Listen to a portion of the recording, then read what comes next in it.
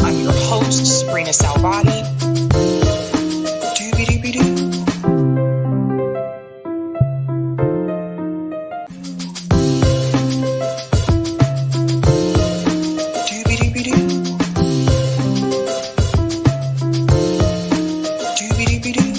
I'm your host, sabrinasalvati.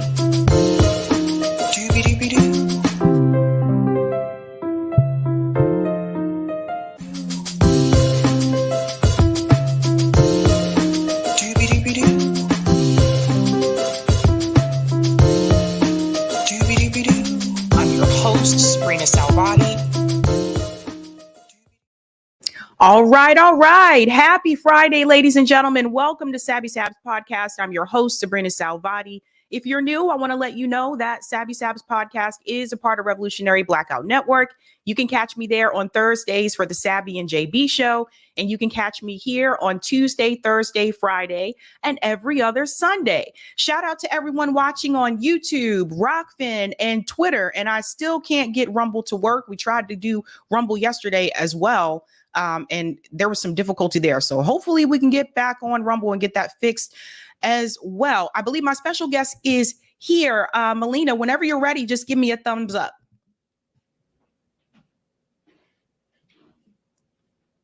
You good?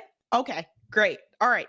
My special guest tonight is Dr. Melina ABDULLAH. She is the co-founder of the LA chapter of Black Lives Matter. She is also Dr. Cornel West's running mate for 2024. Let's go ahead and bring her in. Welcome, Dr. ABDULLAH. Hi, thank you so much for having me, Sister Sabrina. I'm glad to be with you. Great to see you. So I guess this is interesting. We're having this interview right after the debates last night. First and foremost, I think I want to start with that. Did you get the opportunity to watch the debates last night? And if so, how do you feel about it? And what do you think this means for those that are running third party or independent? I watched every single second of the debate last night, and I'm still trying to figure out what's a black job. Is this a black Is this a black job? Maybe it's a black job. I don't know what's a black job. Somebody posted on the Twitter feed, it's a cha-cha slide instructor is a black job. It's a black job. There's this whole list of possible black jobs, right? Anyway, for people who missed it, that's one of the things Evil Incarnate said, that, you know, the people of color immigrants are going to come for black jobs, right? So the question becomes, what is a black job, right? I know it was definitely interesting. I'm going to talk a little bit about that later. So you are Dr. West's running mate for 2024. I'm curious because you do have an interesting background. I know you co-founded the LA Black Lives Matter chapter. I'll get into that a little bit later. But now you are Dr. West's running mate. So I'm curious, what made you want to pursue politics? Because I know you come from an activist background. I did not want to pursue politics. So I'm co-founder of both Black Lives Matter Los Angeles, which is the first chapter of Black Lives Matter, as well as Black Lives Matter Grassroots, which is the assembly of 33 chapters around the country, and have been a Black Lives Matter organizer since our inception in 2013. That's not my paid job. My paid job is I'm a professor of Pan-African Studies at Cal State LA, and have been deeply, deeply influenced by Dr. West in his intellectual work, right? So his intellectual work fed me, is really part of the reason I'm a professor of Pan-African Studies. And I've been following him. And when he announced that he was running for president, I became a very enthusiastic supporter and was content to be that, and actually just interviewed him on one of my radio programs, and thought that when I received a call from him and his beautiful wife, Anahita, I thought they were calling to debrief the interview, and had no idea that they would invite me to be his running mate. But it's one of the greatest honors of my entire life. How are you feeling about what it's like to be a part of an independent campaign? I think one of the issues that all the third party and independent candidates are running into is the ballot access. And we've seen a number of instances where either the DNC or the Democratic Party is trying to sue people like Jill Stein, people like RFK. I believe I just saw a memo that now they're trying to prevent Dr. West from being on the ballot in North Carolina. How do you feel about that? So the Democratic Party is proving how untrue to their name they are, right? So they're absolutely anti-democratic. Democrat means, my training is as a political scientist, right, is rule by the people. And what they're doing is trying to prevent the people from being able to make their own choices. So it's absolutely a duopoly. It's the Democratic Party and the Republican Party trying to shut out anyone else that gives any kind of choice, that gives any kind of vision, that really disrupts this model where both of these parties basically cape for corporate interests. And, we're a party of the people. And so they're using every trick in the book to try to block us from being on ballots. But we just had a really beautiful call. I'm coming over from the Zoom with the Justice for All Party in North Carolina, and they are committed to struggling forward. And we will continue to struggle to get on as many ballots as possible. Some of those may have to be write-in campaigns, but we are working to make sure that we disrupt the duopoly. I also saw that Dr. West does now have ballot access in Michigan, which is one of the swing states. Have you had a chance to go to Michigan, and what are you hearing from voters, particularly those that are part of this uncommitted campaign towards Joe Biden? Do you feel that some of those voters are going to show up in 2024, but show up to support third party and independent candidates?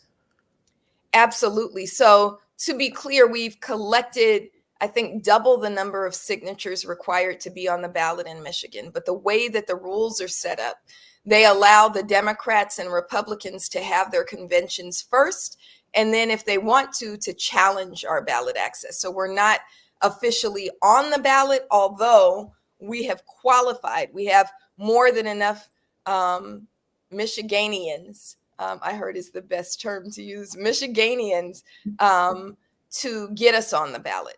So my impression of what's happening in Michigan is people are just tired of this false choice. And especially in states like Michigan, where you have a significant number of Muslims, and I'm also of the Muslim faith, right?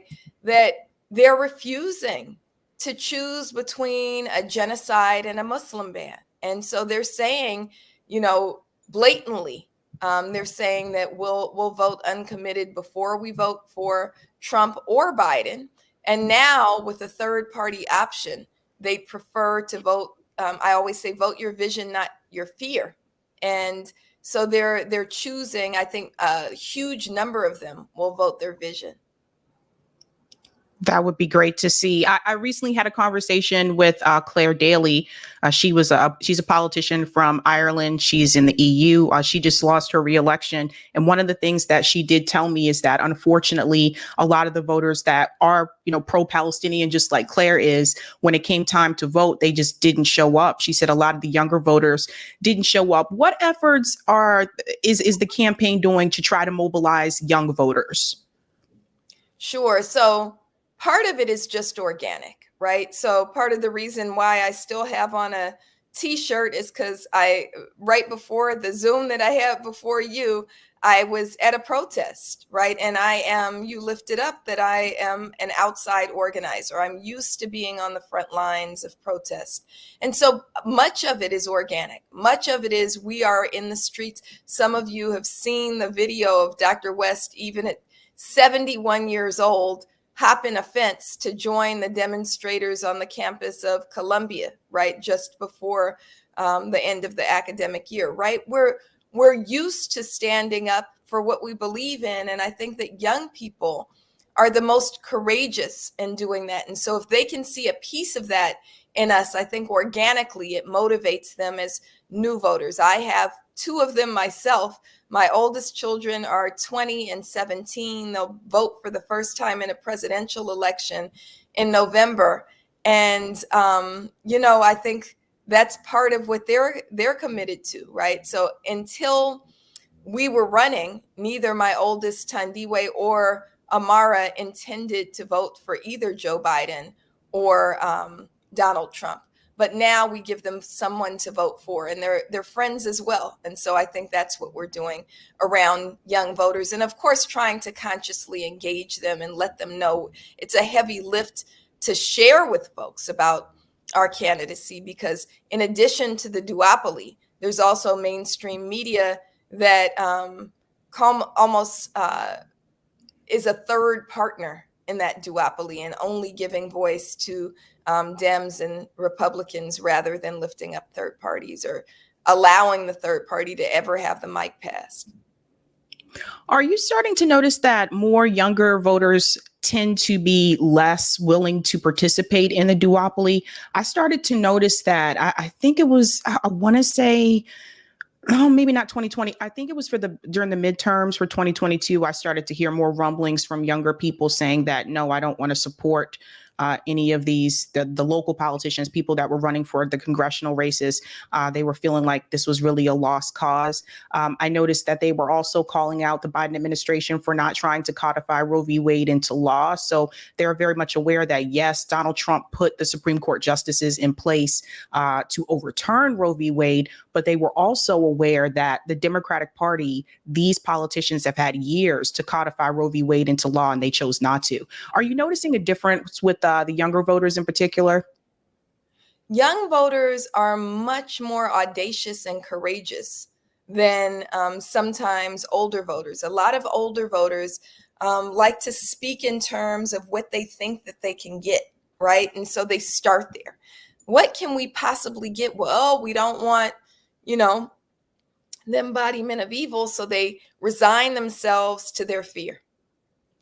But what I'm seeing with younger voters and younger people, and I've been really, really fortunate as a Black Lives Matter organizer to be in the midst of lots of young people, especially here in LA, who did things like, when we defunded LAPD by $250 million, they defunded LA school police by 35% and completely removed them from their campuses. They have police-free schools, right?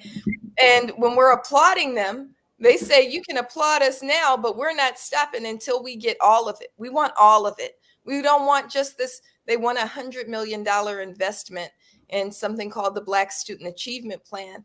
And it's $100 million annually into the Black Student Achievement Plan, which has been life-changing for students, including my own children. But they're saying that's nowhere near enough. And so I think that you see this kind of audacity constantly from our young people. And what this moment, this Free Palestine movement moment, has taught us is to sometimes step back and follow the leads of our young people, because they'll get us further down a road than some folks who are older folks, often who are tethered to what we've always had. Speaking of Israel and Palestine, so this has become, I think, the biggest issue of this election, although you wouldn't think that judging from the debate last night. But I think this is like a big issue for a lot of voters. How do you feel about what's happening in Gaza? And do you feel that Israel, particularly, I guess, Netanyahu's administration, do you feel that he's on his way out? So those are heavy questions. I can start with the last one first. I pray that Netanyahu is on his way out in one way or another. You're even finding justice-loving folks inside wanting to get rid of him. You're seeing a world community wanting to charge him with war crimes, right? You're seeing that.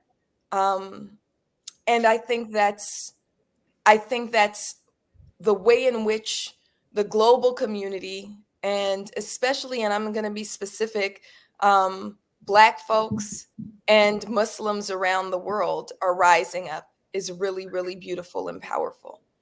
Now, how do I feel? I cry almost every single day. So my oldest child, who I keep talking about, it's like the show is about Tandiwe. I was driving them somewhere this morning and they brought up Hind. And I can't talk about her without crying.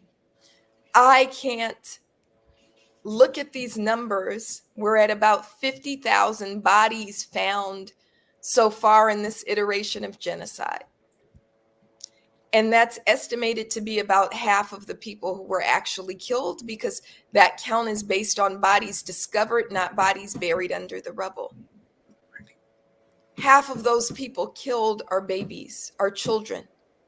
And that doesn't include what's happened to these children who survived and are now orphaned, who are now caring for their younger siblings, who are so traumatized they can't speak, who are missing limbs.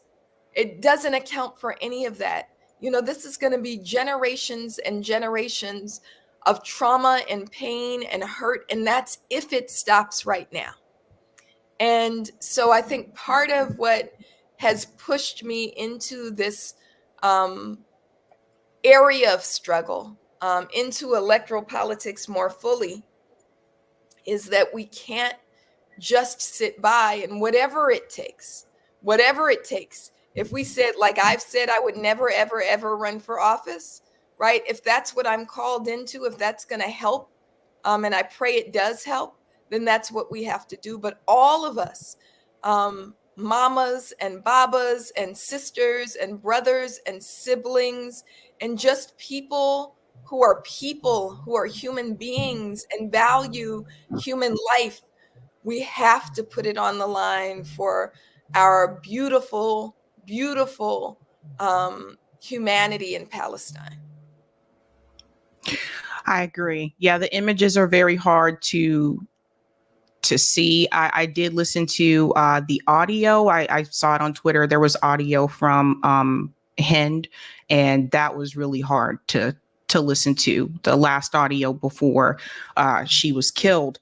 I want to pivot to Black Lives Matter, because I think that there's a lot of discussion about Black Lives Matter, and I tend to notice that a lot of the criticism towards Black Lives Matter applies to Black Lives Matter, like global network. But then there's also Black Lives Matter grassroots. And something that you brought up earlier in the interview is that it actually started with Black Lives Matter grassroots. And I think not everyone may be aware of that. What do you think happened there with Black Lives Matter, that global network group that started? Because as I understand, you sued them, you had a lawsuit against them. What do you feel they did that, you know, basically made the grassroots effort look bad in a way? Basically, there were some, I'm going to call it like I see it, because that's what I do. There was a band of thieves who saw money and came in when people were extremely generous, especially in 2020, and money finally poured into Black Lives Matter. Now, we had spent 7 years on the ground building, right, with virtually no money. But money poured into Black Lives Matter in 2020 after the murders of Breonna Taylor and George Floyd and Ahmaud Arbery. And there were some highly paid consultants who were given positions of power within the Global Network Foundation, which none of us had any relationship with, not direct relationship with or control over. Unfortunately, one of our co-founders made it so that the consultants had legal control, apparently, and they were able to steal the vast majority of the money, the platforms, and the good name of Black Lives Matter. So now if you look at the platform, so I used to be able to post on our Instagram. I was the main one doing our posts up through 2021. And it would be protests, and it would be lives from, you know, the Dante Wright trial, or it would be, you know, Black women are divine, and it would be kind of what we were moving. And now if you look at it, they're really highly produced posts that look like talking points from the Democratic Party. And we asked for them to give our stuff back. We spent about 6 months trying to negotiate to get our money, our platforms, and our good name back. They refused, and we wound up filing a lawsuit. And because they have more money than us, they were able to hire, I think it's the same attorney as Hillary Clinton, who used a fancy maneuver called an anti-slap motion, and they blocked us from even being able to present the evidence in court. And we do have evidence, including a memorandum of understanding saying that the resources are supposed to go to Black Lives Matter grassroots, not this highly paid consultant who then hired on 2 of his friends so they could share in the ill-gotten gains. And they bought houses. And one of the things that I noticed during the BLM protests is like, I felt like, number one, that was one of the biggest movements that we had in this country. And also it was the global movement too. There were protests happening all over the world, similar to what you see right now with Gaza. But one of the things that came to my attention is that it seemed like to me after Donald Trump lost re-election and Joe Biden won, and it was announced that Joe Biden won, a lot of the protesters went home. And that's one of the criticisms I still have today, like as if people all of a sudden thought that police brutality wasn't going to be an issue because a Democrat just won the presidential election. And that made me wonder, was there some type of disconnect there? Why do you think that happened? So to be honest, a couple of things happened. One, some people did go home, right? Some people went home because they thought it would be better under Biden. I don't know. But some people went home because the lockdown was over and they had to go back to work or school, right? But there's also people overlook the fact that when our platforms are stolen and when mass media refuses to cover us, when they turn their head, they're missing the fact that we have been in the streets for 177 weeks now, every single Wednesday, protesting the police associations, which pretend to be unions, right? That we still have 33 chapters and just finished onboarding 7 new chapters. So that's the most Black Lives Matter chapters that have ever existed. If we study movement, we know that there's ebbs and flows in movement. You cannot sustain one of the largest marches that we had in Los Angeles and really around the world. We had hundreds of thousands of people on the streets of Hollywood, right? We did a big protest with YG and it was hundreds of thousands of people in the streets. That's not going to happen every single day. That's not going to be able to continue. There's going to be moments of uprising, of mass uprising, and then most of those folks are going to have to go back to work and school. But the movement isn't done just because there's now 100 people instead of 100,000 people in the streets. What do you think when you look at Black Lives Matter, a global network? Number one, have you had the opportunity to talk to any of those individuals, that the ones that kind of made it, like Tamika Mallory? Have you had an opportunity to talk to any of them?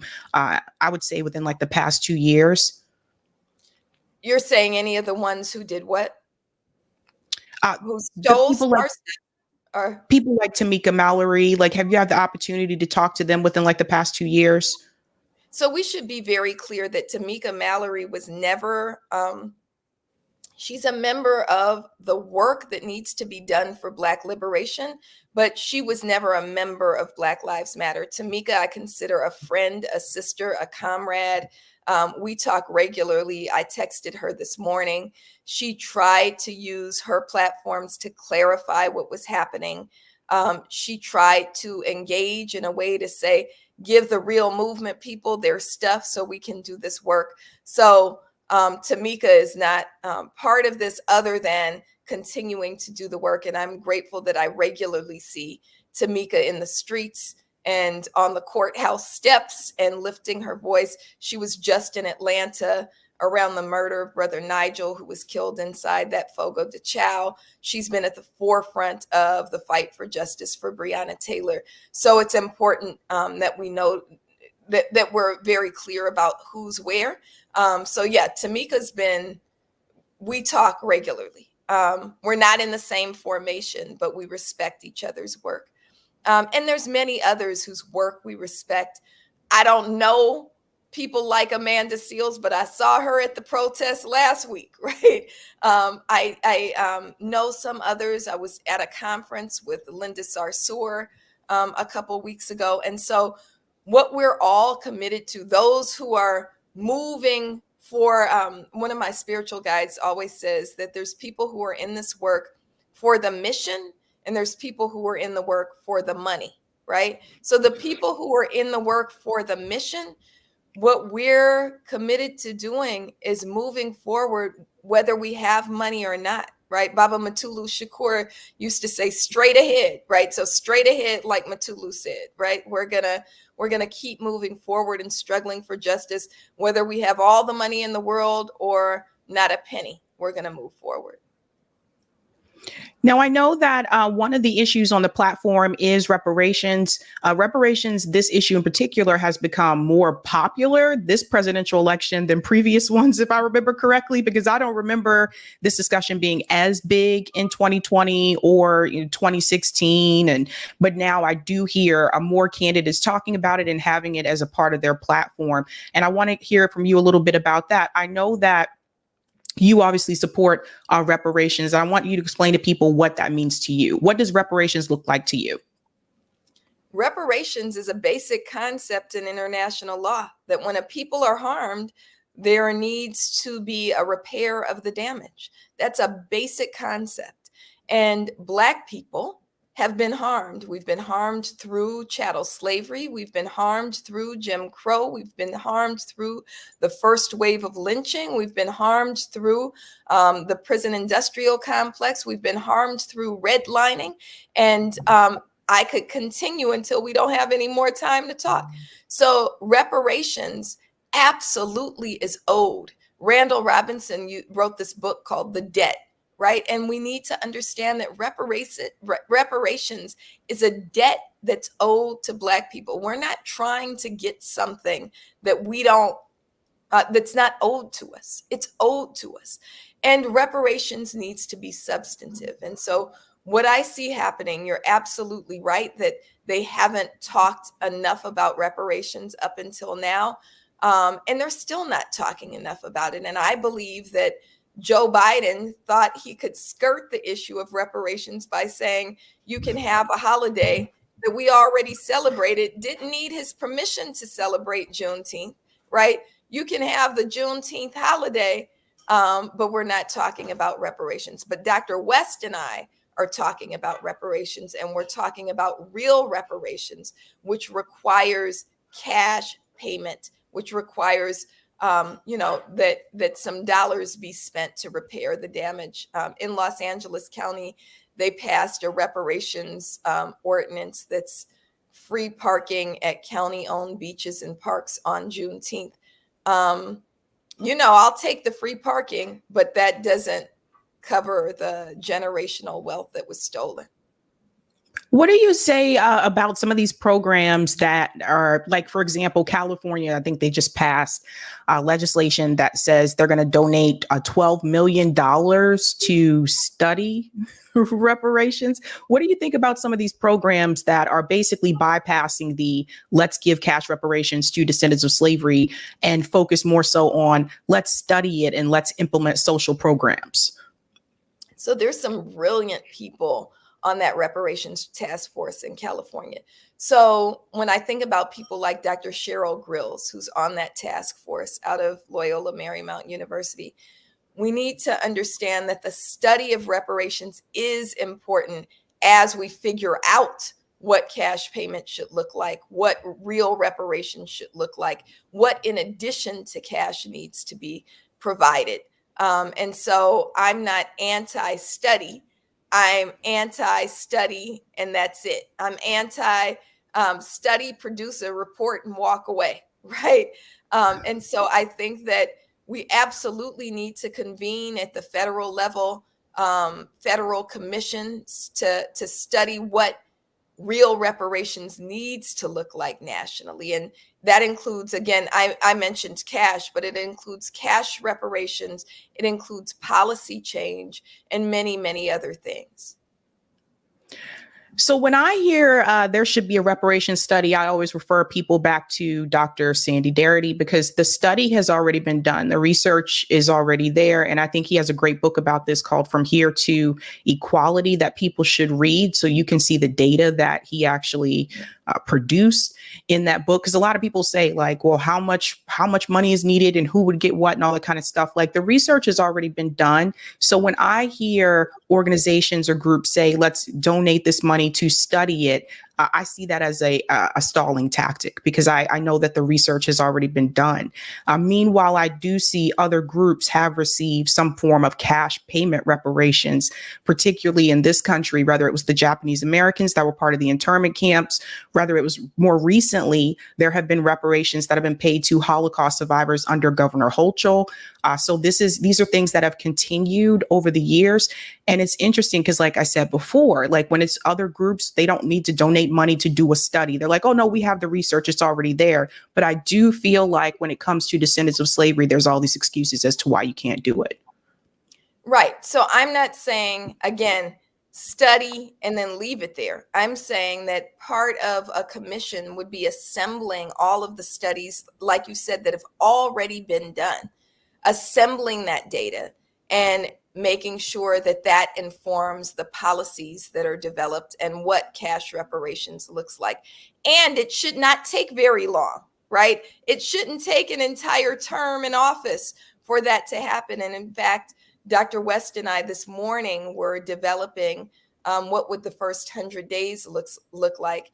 And part of the first 100 days is absolutely the development of a commission so that we can move policy forward very, very quickly around reparations. So when Dr. West was here, I think the first time after he announced his campaign, I did tell him, when I looked at his policy platform on his website, I did tell him, when people hear you want to create a commission, again, I do think that is a stalling tactic, because the thing is again, the research has already been done. Like, Governor Hochul in New York didn't say, let me do a little bit of research before I give more cash payments to Holocaust survivors. She just did it. She just gave them the money. And what I worry about is when I hear about these commissions and these studies, I worry again that that's just going to be it's going to take time. There's going to be stalling. And in the end, I feel like we're not going to get what we're fully owed anyway. Well, here's what we need then, because we have to be, I believe in the quick payment, the expedited payment of reparations. We've been owed reparations for more than 150 years. Really, if we go back to the beginning of enslavement, right, for many hundreds of years, right? We've been owed this. This is a debt. Again, this is a debt that's owed. I'm not saying we need a commission to study it for 4 years, right? Or 8 years, right? I'm not saying that. I think that you need a mechanism to move it. And sometimes we have to develop bodies. It doesn't need to be called a commission. It can be called whatever we want to call it. And I think what you're pointing out is that it also has to be done in coordination with organizers who are committed to this on the ground. It can't be government by itself doing that, because that's where I think you get the stalling and not much movement, is that when you do it in coordination with those who are actually moving work, then the work seems to move much more quickly. And I'm not afraid of that. I'm not afraid. There's people who are afraid of working in partnership with organizers. I'm not afraid. Then there's more of us. Then the other side got to get back a little bit, right? Because we all coming for it. Who do you think should receive? This is another big topic of discussion. I've had a number of reparations activists on the show. Who do you think should receive reparations in the United States? So that's a much longer discussion. And sometimes I get hit by ADOS folks because I'm a Pan-Africanist.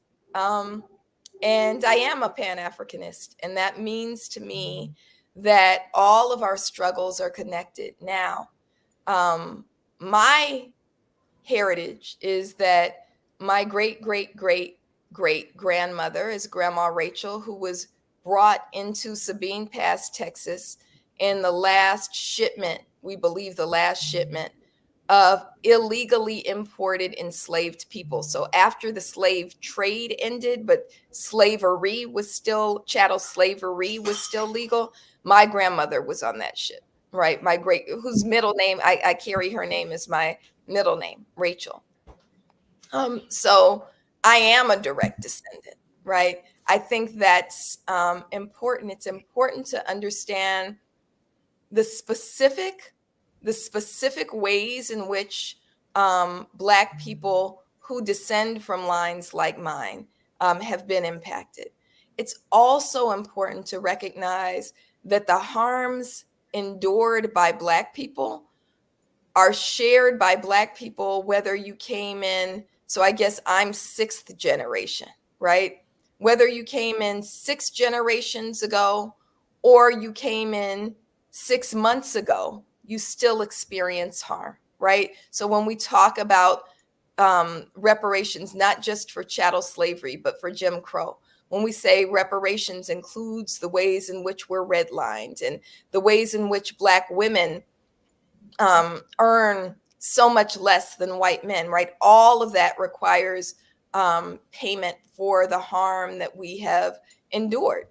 And so I think that we need to give special consideration and different kind of levels of payment. But I think that it is not conducive to the fight for Black freedom, for Black people. I've seen some of it descend into, well, you came from Jamaica. You really not, African American, so you shouldn't get anything, right? And I think that that is not conducive. And I think that we need to demonstrate greater solidarity than that.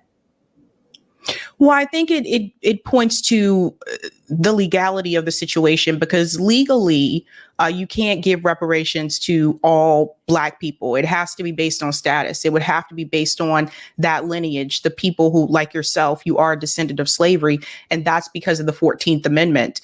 We actually just saw a case in Evanston, Illinois, where they tried to do just that. They tried to give it to everyone that was Black, and the court came in and they overturned it. I think that was more like a housing initiative anyway. But that's the problem that you will run into. I actually have just had this conversation on the show recently with Judge Joe Brown, which we don't agree on a lot of things, but we do agree on reparations. And he was explaining to me how this needs to be done in a legal way. And so the problem that you run into is, and I'm not saying that those groups don't deserve reparations, but I think they would have to seek it from other countries. I think that people are from Haiti, for example, they would have to seek reparations from France. It's interesting because Haiti paid reparations to France, but France needs to pay reparations to Haiti. But I think that's what you run into, is that if you say, I'm going to give cash reparations to all Black people, which would include those that are Black immigrants as well, the Supreme Court is going to overturn it because of the 14th Amendment, because you can't base it on race.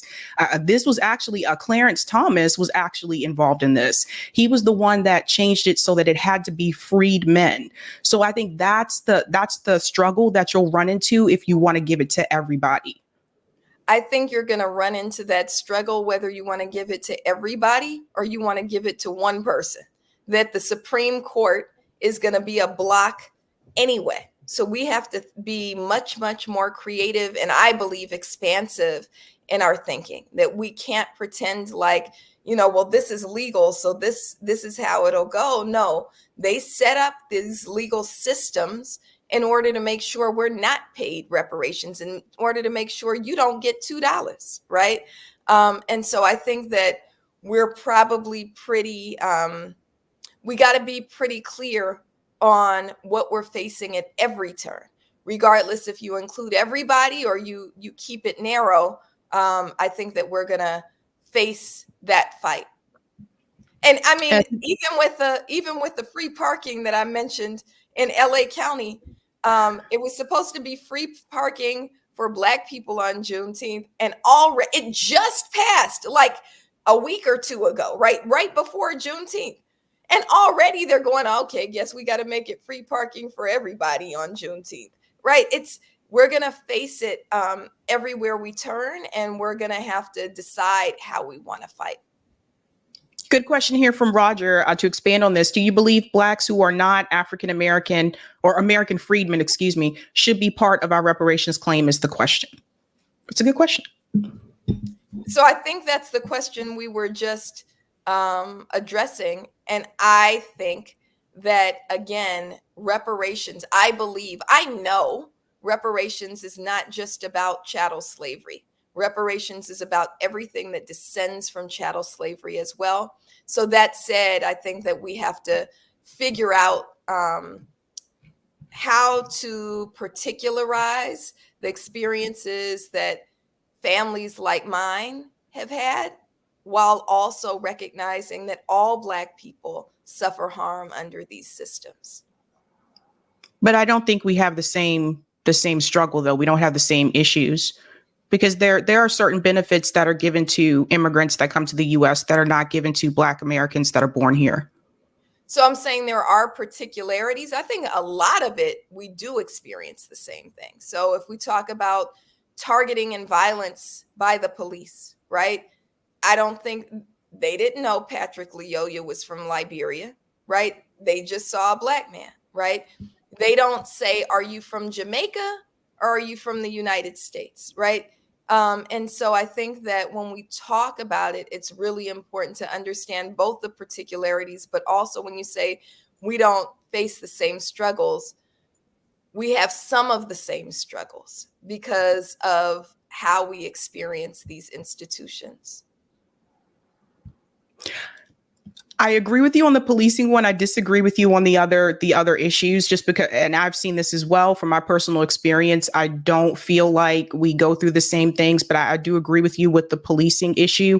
But I just think that there needs to be a separate claim for descendants of slavery, and there needs to be a separate claim for those that have immigrated here but have gone through some of those same issues. Because again, I have seen the difference of the benefits that are given to Black people that are born in this country and Black immigrants that come to the country.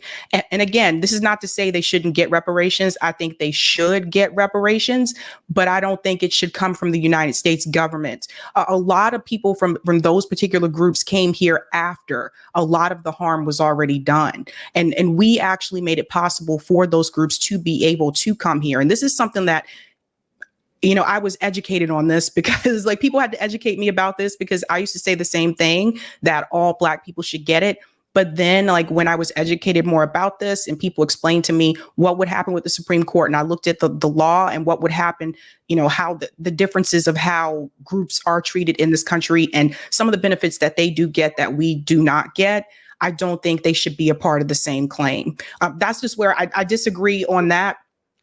But what is next? What's next for Dr. West's campaign? Any big events coming up? Lots of big events coming up. So we just, again, sat with the North Carolina Justice for All Party, and you're the first to hear that we are their official nominees. So we're really excited about that. Lots moving in terms of trying to gain ballot access. We have 7 days left in the state of California, which is both of our home state. We both live in California, and the hurdle is really, really high, that we have to get 73,000 Californians to re-register to vote under the Justice for All Party. And they are not making it easy, because the Secretary of State, who actually is a proponent of reparations, who you may have heard of, Dr. Shirley Weber, is our Secretary of State. So we're trying to tap in with her and say, can we at least have some numbers? How many people have re-registered so far? We have no idea. And so we're moving every day like there's nobody registered, because the hurdle is so high. 73,000 have to re-register. And it's a really clunky process, and there's no accountability in that process. So we're moving forward there. We're looking forward to also figuring out how we advance, again, our vision, especially in contrast to the BS that you heard last night from both the Democratic and Republican parties, right? That was I'm sick. I'm sick. I'm sick that both Joe Biden and Donald Trump, were jockeying for positions with police associations. We're saying, no, I've done more for police. No, I've done more for police. Jockeying for positions with Netanyahu saying, I'll give him more weapons. No, I'll give him more weapons, right? And then the only argument it seems like that they had was around golfing, which is rich white man problems. I don't care what your handicap is, Joe Biden. I don't care. I don't care. Can we talk about a livable wage? Nobody talked about working class people. And, Dr. West and I want to make sure that there's a $27 an hour federal minimum wage and a right to unionize.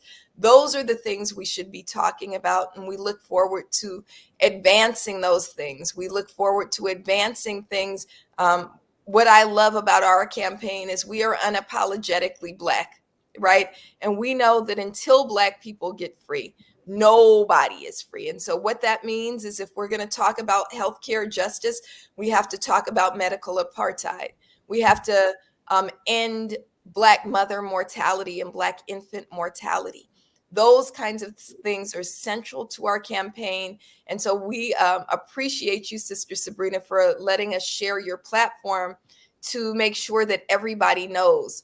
The last thing that I'll say on this question is that, we've been accused last week, we were accused of being broke. And then yesterday we were on a call with a bunch of faith leaders. And Dr. West said, that's true. We're broke as the 10 Commandments, right? The only thing that I know is that, the 10 Commandments broke is different than our broke, right? We don't want to break the 10 Commandments. But I actually see our brokenness as being a badge of honor, right? The reason that we're broke is because we don't take money from PACs. We don't take money from corporations. We take money only from the people, and those are small amounts that are coming in, that we are powered by the people. We are powered by the people. And so I'm saying all that to say that everybody watching, everybody who wonders, how do we get to shake off this narrative of lesser of two evils, because none of us can stomach the idea of voting for either a Joe Biden or a Donald Trump, is that it means that we all have to be in it. All have to be in it. So if you go to CornellWest2024.com, CornellWest2024.com, and I'll say that's Cornell with one L, then you'll see how to volunteer, how to donate, but also how to get us on the ballot in your state. And we intend to be on the ballot in as many states as possible. So that's what's moving. Tomorrow, I get to be with some Black entrepreneurial leaders in Washington to talk about our plans for investing in Black business, including Black farms. And those are the exciting things that I get to do as someone who claimed I would never, ever, ever run for office. And now I'm in this very unconventional run for office. All right. Dr. Abdullah, thank you so much for coming on. Thank you so much for having me, Sister Sabrina. Really appreciate you. Bye. Bye-bye. All right, guys. So much more to discuss. I'm going to go ahead and go to some of the comments, and then we'll get into the thumbnail. Thank you so much. Shout out to Wired TARDIS. Sabby's last name makes me wish that she would attempt some Tony Soprano impression. No, I can't do that. I've done some impressions, but I don't think I can do that one. Thank you, Anthony. Cornell should consolidate and Dr. A run with Jill. Yeah, I've heard a lot of people say that. I don't think that's going to happen, but I've heard people make that suggestion. Thank you, Dre Harden. I love you, Sabs, but you can't dress up in red wearing a bandana, get a tattoo while shooting people wearing blue, and claim not to be in the blood gang, nor tell people to split hairs about BLM global versus local. Interesting. Thank you, Carrie. It's wage theft from slave families. Keep it simple. Thank you for that. Thank you, Roger. Oh, I did that one already. Thank you, Janine. Don't Black people from the Caribbean have their own organization that get them reparations? I believe so, Janine. I believe so. That's a good point. The Oracle, ADOS advocates for reparations for the descendants proper based on lineage and a Black agenda to address the accrued disadvantage experience based on race. Thank you for that. Sana, some immigrants even back then received stipend payments coming to the United States. That is correct. Thank you for that. Thank you, Roger. So you think they should be part of our reparations claim? Reparations has nothing to do with police violating our rights or to solve racism. It's a debt owed. Thank you for that, Roger. And thank you for the super sticker, Ace Play. I wanted to say your name like that, Ace Play. I'm sorry. Wanted to say your name like that. All right, ladies and gentlemen. Let's go ahead and shout out patrons, and then we'll see what else we're going to discuss tonight. It's crazy what's happening with the Supreme Court, guys. You got to pay attention. They're passing a lot of legislation right now at the Supreme Court. So we are going to talk about 2 of those tonight. Shout out to everyone who is a Sabby patron. Thank you so much for your support. If you're interested in being a patron, I have 5 categories: Ultimate, Sabinators, Sabsters. Don't forget about those Sabbies. Sabbies. And of course, members. All of their names are listed here. And you can also see their names scrolling across the bottom of the screen there on the ticker as well. Okay. And shout out to everyone who's a new Sabby patron. Thank you so much for your support. Oh, I'm sorry. I think I shouted out the first 3 already last time. I forgot to move them up there. Sorry, guys. But shout out to R. That's it. Just initial R. Thank you. Thank you so much for your support. Appreciate you. I wonder if R did that. I wonder if that was an accident and they didn't mean to just put their initial. I've had that happen before where people they're like, I didn't mean to do that. All right, guys, what else are we discussing tonight? Let's go ahead and share the screen here.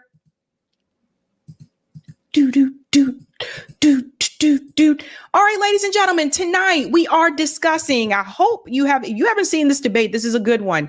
Piers Morgan versus George Galloway. Yes, we're going to focus on the Gaza conversation for that debate that they had there. And what was interesting about that is that George Galloway was actually there in the studio. So it was an in-person debate, which I like those.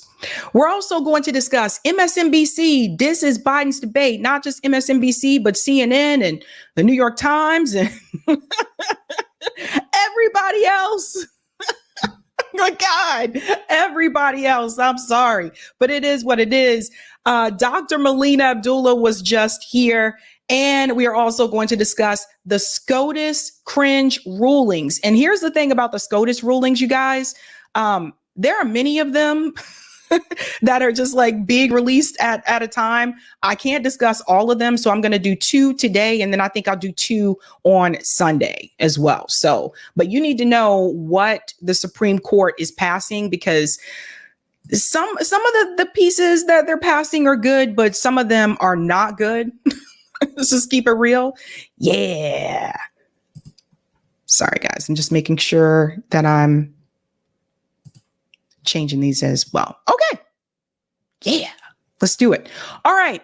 Let's get into the first story about the Supreme Court. Now, there are 2 pieces that passed in the Supreme Court that I want to focus on tonight.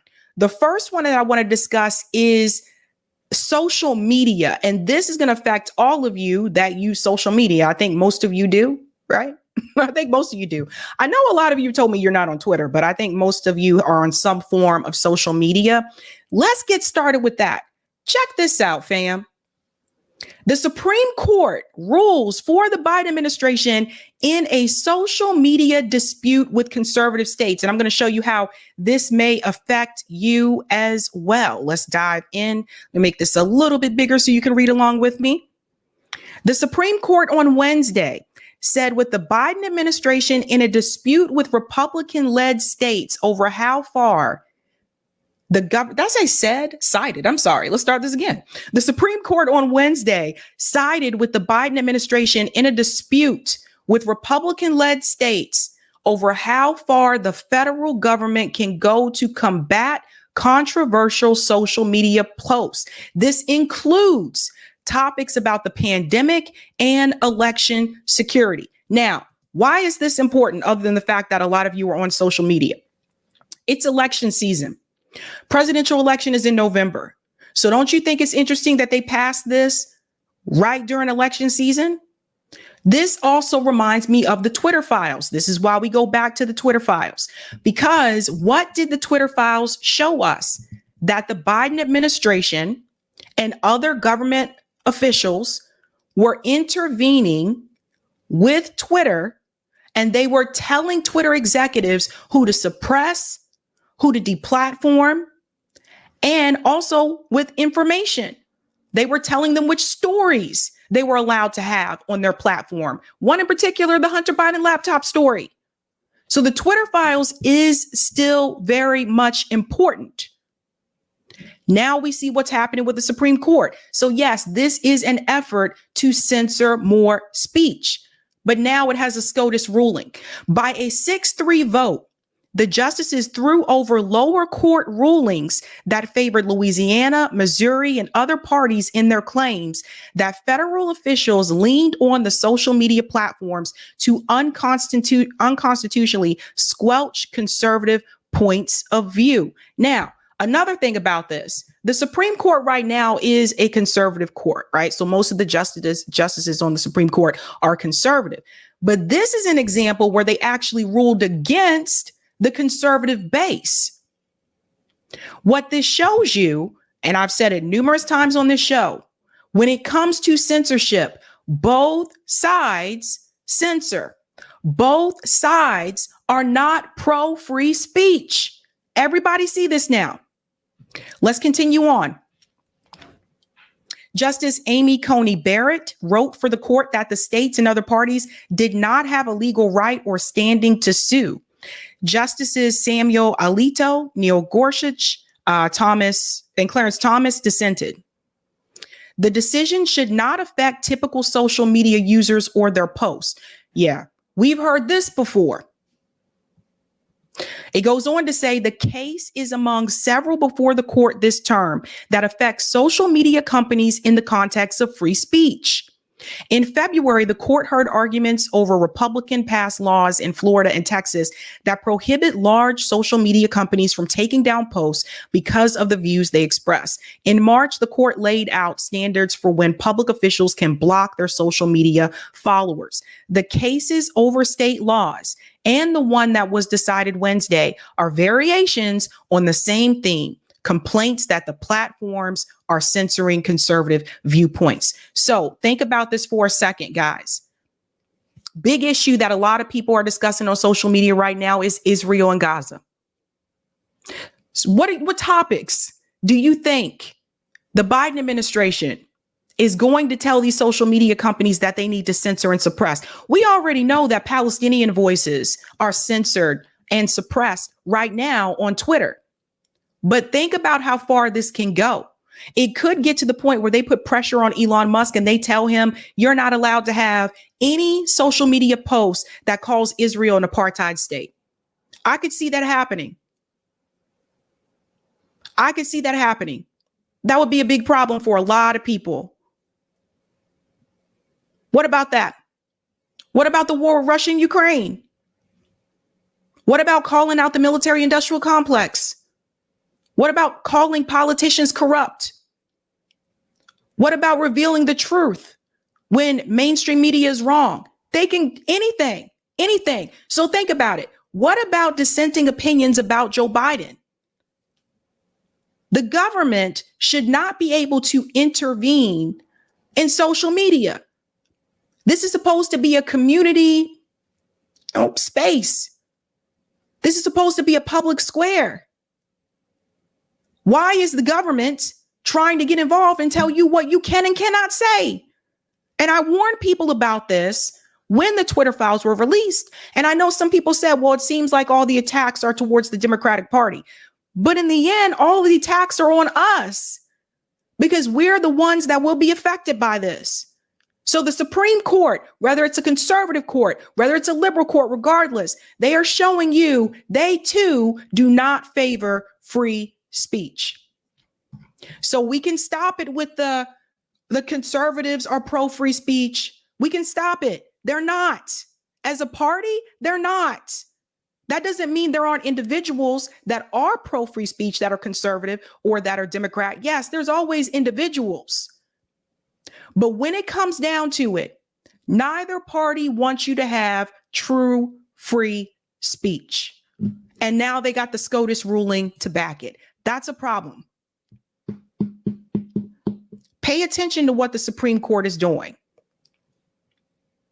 They passed a lot of rulings in June.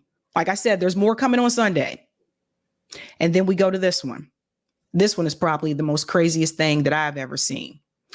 The Supreme Court rules that state officials can engage in a little corruption. Can't even tell.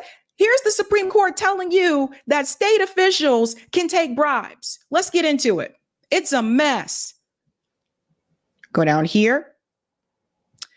Once again, on a 6-3 party line vote, the Supreme Court ruled on Wednesday that state officials may accept gratuities from people who wish to reward them for their official actions, despite a federal anti-corruption statute that appears to ban such rewards. What the hell is this? And I promise you, I bet you a lot of people were probably so distracted by the debate last night, they don't even know this happened.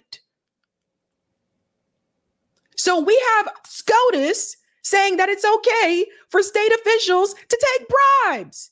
What kind of world are we living in? There's more. Justice Brett Kavanaugh wrote the opinion in Snyder versus U.S. for the court's Republican-appointed majority.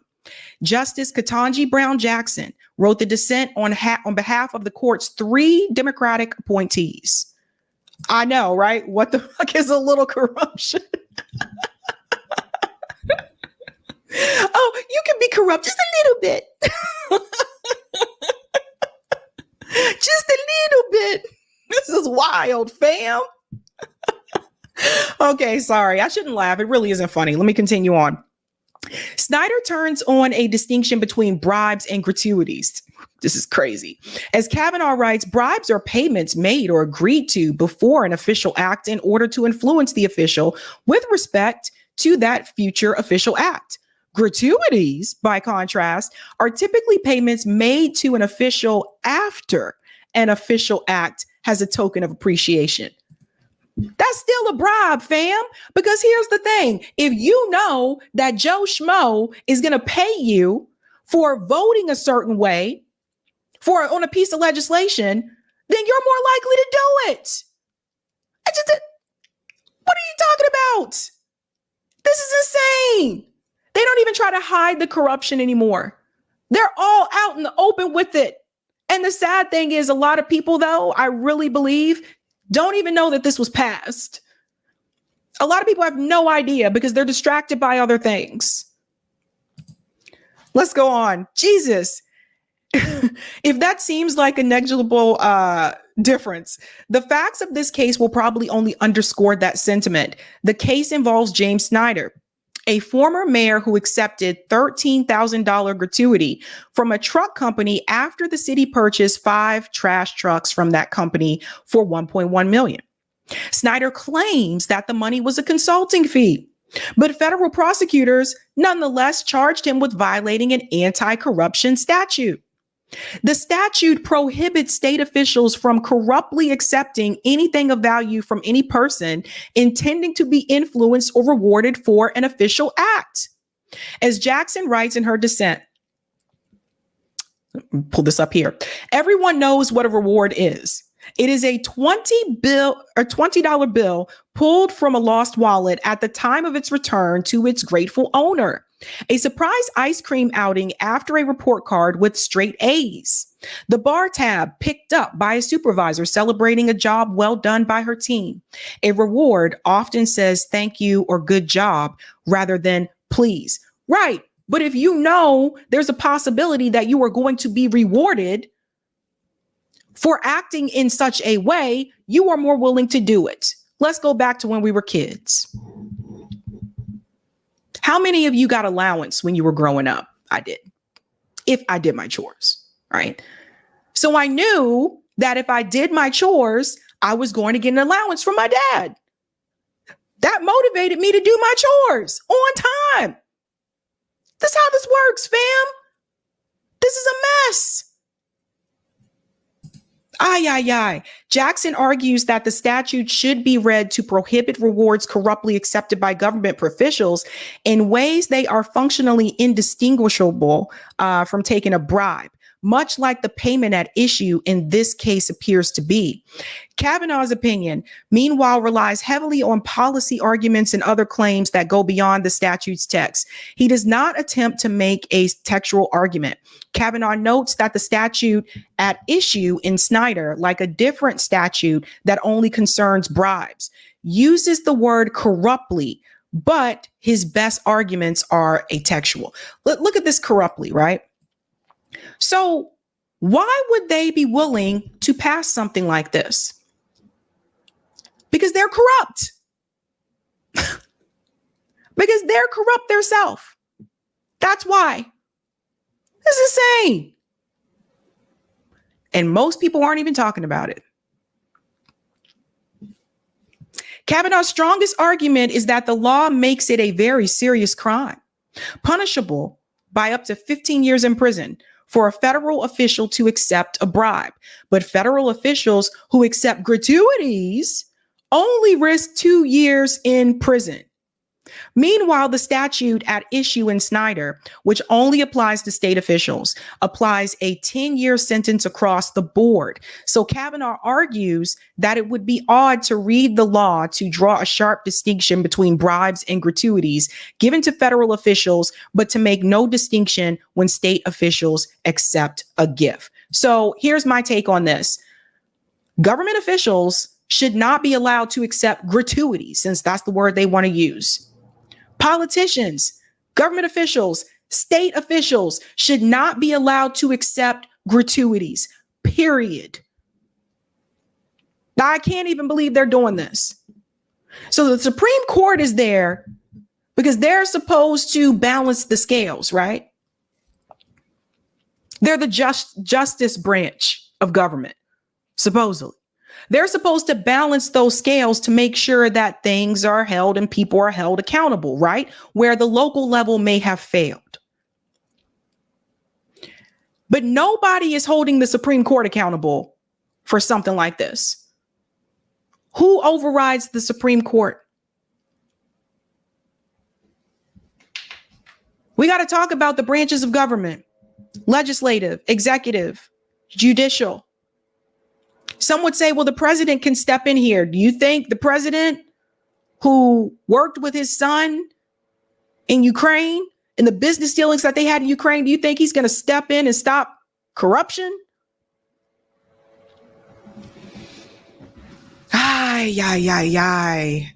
This is crazy.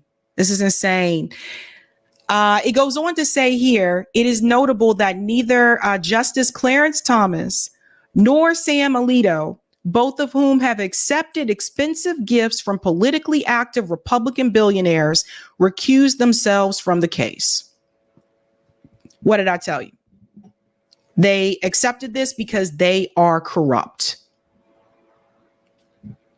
Thomas and Alito both joined Kavanaugh's opinion, reading the anti-corruption statute narrowly.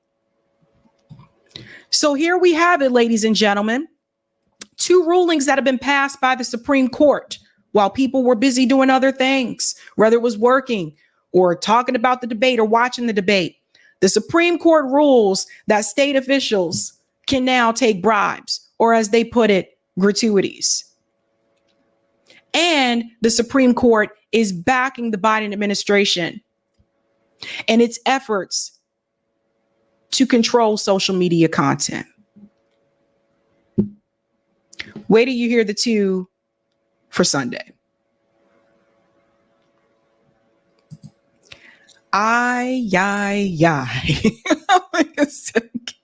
You got to pay attention to what is being passed.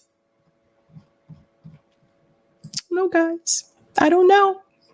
Let's go to some of the comments here in the chat. I know it's wild. I know it's crazy, but these things are happening. And June is the month when they tend to make a lot of rulings. Sunshine says TikTok OMG Mafia. It's coming, ladies and gentlemen. It's coming. TD said, this is just a mafia sticking up for one another. 100%.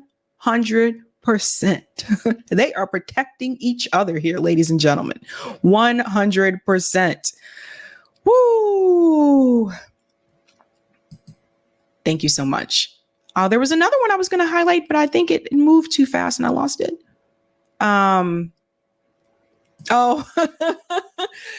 Quita. Lobby is not corporate bribes. I'm confused. LOL. And there's that too.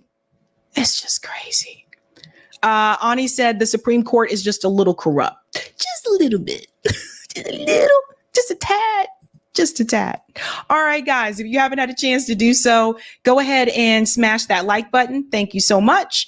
If you're new, don't forget to like, sub, and share. All right.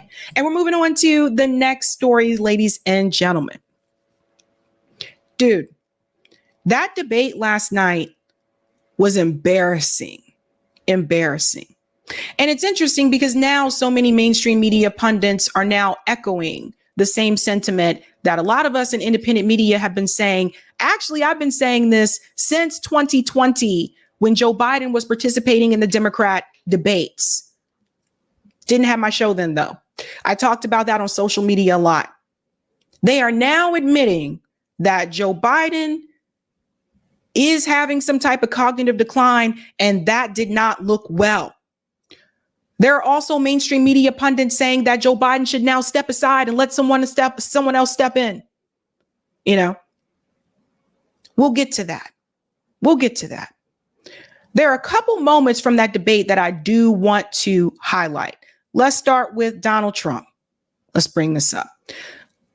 The black job comment. This is one that I feel if there was ever a moment that Joe Biden should have hit back at Donald Trump, it was this moment. And he didn't. He totally missed it because he was totally unaware. This is the one that is echoing all across the United States. Listen to it. As sure as you're sitting there, the fact is that his big kill on the black people is the millions of people that he's allowed to come in through the border. They're taking black jobs now, and it could be 18, it could be 19, and even 20 million people. They're taking black jobs, and they're taking Hispanic jobs, and you haven't seen it yet, but you're going to see something that's going to be the worst in our history. Thank you. So black jobs and Hispanic jobs. He said black jobs twice. What is a black job? Because I'm still trying to figure this one out. What is a black job? What are you talking about? Black people do all different types of jobs. So what is a black job? Anybody in the chat know? Anybody? Leroy said Trump is using all the talking points he sees online. It's just, what is the black job? We don't know. Hector says, what's a black job? I don't get it. I don't know. You don't know? I don't know. Right? What is noticeable, though, is that Biden didn't even push back on that. Easy win for Biden would have been to say, well, excuse me, what is a black job? Didn't even catch it. Didn't even put back because he doesn't know where he's at. Biden has no idea what's going on. If you would have seen him when he walked out onto the stage to get to the podium, Joe Biden had no idea what was going on. It was very clear. Very clear. Black job. Missed that one. That was an easy layup. People on social media didn't miss it, though. I don't know if you guys were on social media, if you were watching like Twitter last night, but that was probably one of the more trending statements from the debate last night. People on Twitter were just like, psh, did not like that at all. Then there was this moment where it's very clear that Joe Biden was having difficulty. Very clear. Watch this. Every single solitary person eligible for what I've been able to do with the COVID, with dealing with everything we have to do with, look, if we finally beat every single solitary person eligible for what I've been able to do with the COVID, with dealing with everything we have to do with, look, if we finally beat every. So very obvious there.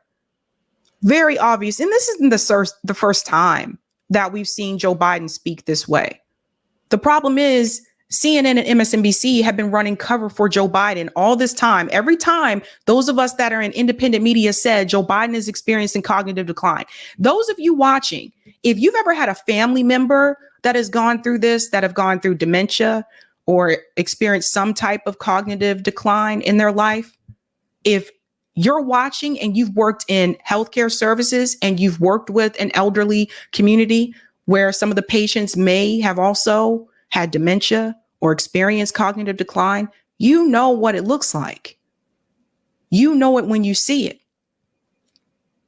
And what I assume may have happened, whatever they have been giving Joe Biden, and I say this because he was at a rally in North Carolina today, totally different person, totally different than what you saw in this debate. And people are saying, we told you it was just one bad night. Nah, I think the drugs didn't wear off yet.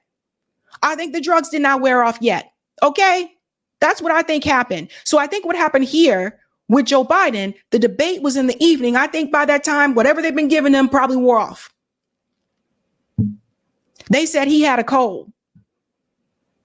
Colds don't make you forget things. Colds don't make you incoherent. So it was embarrassing for Joe Biden. Now let's get to Israel and Gaza, which I feel like they did not spend enough time on last night. You literally have a genocide taking place in Gaza.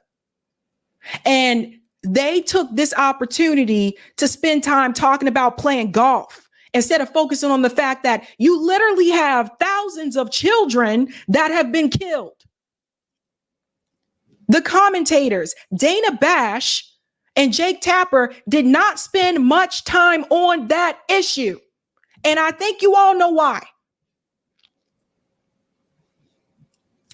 But since we're on the issue, for the people who continued to tell me that Donald Trump said he would end it, he would just end what's happening in Gaza, let me show you what he meant by ending it, which is what I've tried to tell people over and over again. Is the one that wants to go. He said the only one who wants to keep going is Hamas. Actually, Israel is the one, and you should let him go and let him finish the job. He doesn't want to do it. He's become like a Palestinian, but they don't like him because he's a very bad Palestinian. He's a weak one. So here we go again. Right? So there's Donald Trump telling you folks that he wants them to finish the job. Same thing that Nikki Haley said. Hasn't he already elected or selected her to be a part of his administration? Hasn't Trump already selected her to be a part of his? So think about this, guys. Stop saying Donald Trump is anti-war. I don't even know who started that, but stop it. He's not anti-war. So you got two genocidal candidates on the damn stage.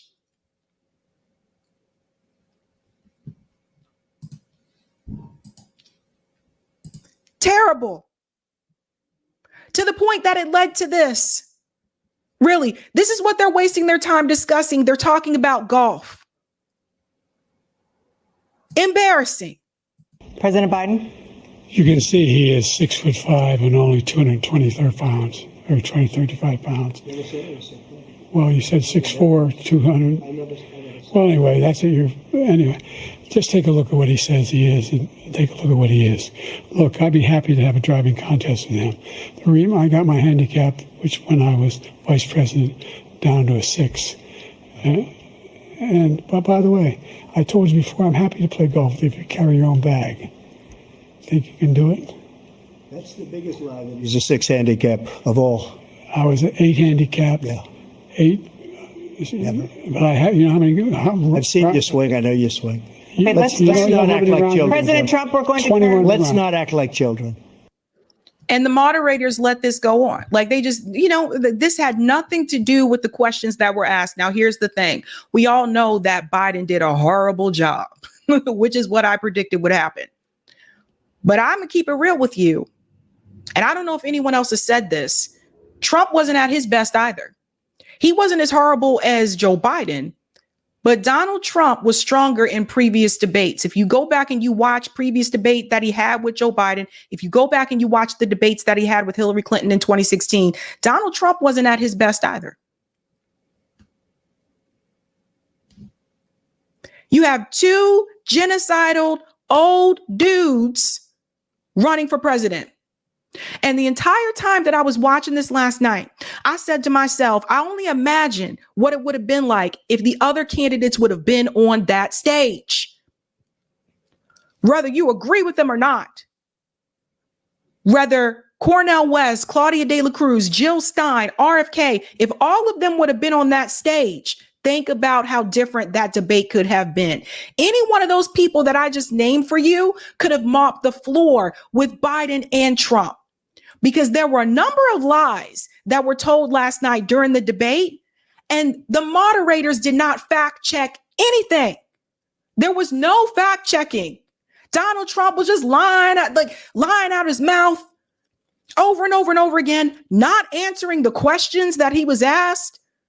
Biden was also telling lies. Nobody fact checked either one of them. Embarrassing for CNN. But I'm going to tell you why I think they did this debate. This was CNN's way, in my opinion, of sending a message to the Democratic Party that they need to replace Joe Biden. That's why I feel like they wanted to do this debate. Remember, these debates have been on C-SPAN. I think they said the next one in September is going to be on ABC News. But I think these debates need to be handed back over to the League of Women Voters. CNN shouldn't be able to have exclusive rights to a debate, and the moderator's not even fact checking. It needs to go back to the League of Women Voters and let them handle all of this. But I think they did it to send a strong message to the Democratic Party that you need to replace Joe Biden. That's just what I think. But the lies. So Trump told a number of lies over and over, and I've seen multiple people on social media saying, oh, I'd rather just vote for the guy that's a little senile instead of voting for the guy who's the liar. Joe Biden told lies too. And here are some of them. Some of them. He said he's the only president in a while who didn't have any troops dying anywhere in the world. Troops have, of course, died on his watch. He said he's put in a $15 per shot cap on insulin and Medicare. It's a $35 a month cap. He said it's a $200 cap on overall drug spending in Medicare. It's $2,000 a year. He said the border now has fewer crossings than when Trump was in office. That's generally not true. He said, or at least. So look at this. So I think why some people may have missed Joe Biden's lies is because a lot of the things that Joe Biden lied about have to deal with numbers, right? So if you're not heavily following this, like when legislation is passed and things like that, may just go over your head. You may not have realized that Joe Biden was lying about these things. However, this one right here is the big one. Border now has fewer crossings than when Trump was in office. I think we all know that is a blatant lie. And so it was just weird to me when I looked at social media and all these people saying, Biden's telling the truth, so I'd rather vote for him. What? They were both lying. They're both liars. It just is. It just is what it is. He strongly suggested unemployment was at 15% when he took office. It was actually 6.4. He said Trump wants to get rid of Social Security. Trump doesn't. He said billionaires pay 8.2% in taxes. It's much higher. He said Trump told Americans to inject bleach amid COVID. We know Trump made foolish comments about scientists studying disinfectant injection, but didn't frame it as advice to people. And Biden said the Border Patrol endorsed him. No, its union supported the border bill he supported, never endorsed him himself. I actually think, if I remember correctly, I think I do remember Trump saying that, making that statement about the bleach. So I don't even know if he has all his facts straight. So there's that. There is that. So of course, like after that, and even during the commercial breaks, MSNBC and CNN commentators were melting down. And just like that, they turned on Joe Biden. I told you I thought this was a setup from the very beginning. CNN set this up. Let me send a message to let them know they need to pop this guy out and put somebody else back in. Joy Reid was the first person that I saw respond about the debate not favorably of Biden's performance. Listen to this. I, too, was on the phone throughout much of the debate with Obama world people, with Democrats, with people who are political operatives, with campaign operatives. My phone really never stopped buzzing throughout. And the universal reaction was somewhere approaching panic. The people who were texting with me were very concerned about President Biden seeming extremely feeble, seeming extremely weak. And, you know, I'll just reiterate what I said earlier. President Biden had one job tonight, and it was one primary job.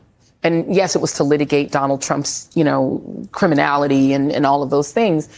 But he had to settle his own party. Mm-hmm. He needed to settle Democrats. Democrats, you know, they always talk about Democrats are bedwetters and Democrats are always panicking. Yes, Democrats are always panicking. They're always scared, right? They're always thinking they're going to lose. Like Democrats are very pessimistic. This is just neurotic. Who they are. They're neurotic. But Joe Biden's job was to reassure them tonight.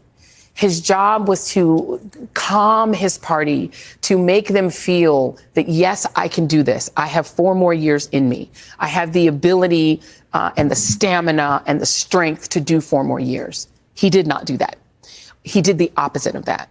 He made them more panicked. Mm-hmm. The people who were texting me were even more panicked. They actually expected it to be better than it was. And now they're in I won't say a full-fledged panic, but it's getting there. And are people that you're talking to who are expressing these concerns, are these people who are involved in Democratic politics, or yes. Are these liberals watching TV? These are not liberals watching TV. These are campaign people. Mm. These are. You guys hear this? So it's embarrassing, right? It's embarrassing for them. And I'm just going to say this and just keep it as nice and sweet as I can. All of you that are commentators at MSNBC and CNN, you owe independent media a huge apology, because for years we have been telling people that Joe Biden is experiencing cognitive decline. And every time those criticisms were aimed towards Joe Biden, you guys came in every time to run cover for him and defend him. Now, why did they do that? Because that's what they were paid to do. See, now they had already gotten the memo during the debate. It's okay to go ahead and, it's okay to go ahead and shame Biden. It's okay to critique him now, to be critical of it. But that's what they were paid to do. But you guys owe independent media a huge apology. And honestly, not even just independent media. I'm talking about some of the people that you interviewed that are part of mainstream media. Stephen A., sports commentator from ESPN, has come on to MSNBC and CNN how many times and told you, get Joe Biden out? Joe Biden ain't up for the job. Hasn't he said this? Charlemagne the God, who I've been heavily critical of, because at the end of the day, he still told you he's going to vote for the Democratic Party. But Charlemagne the God, how many times, how many TV shows, how many news programs has he been on the past year and a half telling people that Joe Biden ain't it? How many times? So you guys owe all of us an apology. And if you guys would have been paying attention in 2020 in the Democrat primary debates, a lot of people back then were saying, Joe Biden seems like he's losing it. He's not with it. This guy stood up there and talked about some dude named Corn Pop, which we ain't never heard of, and was totally irrelevant to the conversation. And the media defended him every time. You guys defended him. So what you got last night was karma. Karma, karma, karma. People who are either Democratic operatives, these are people who are former, sort of Obama world administration people. These are people who are in the business. Okay. So the civilians are also panicking. They're also texting me, but I was trying to kind of ignore the civilians and really talk to the campaign folks. People are, they're worried, and there is, it's not a full drumbeat yet, but there is talk of, look, here's the thing. I know a lot of politicians. I just happen to know a lot of them at a lot of levels. They all. No, you don't just happen to know a lot of politicians. You don't just happen to know them. You know them because of your job. Like, what I just happen to know them. Believe that they have a unique ability to run the race that they passionately want to run. And I know for a fact that Joe Biden passionately believes that he is the only person who can beat Donald Trump. And he has evidence of it because he did it before. Right. He knows that he has certain demographic strengths that Donald Trump cannot counter. He is the real working class white guy that's actually Donald Trump's base. So he knows how to talk to them. He believes that he is the only person that can do it. The problem is, after tonight, his party doesn't believe that.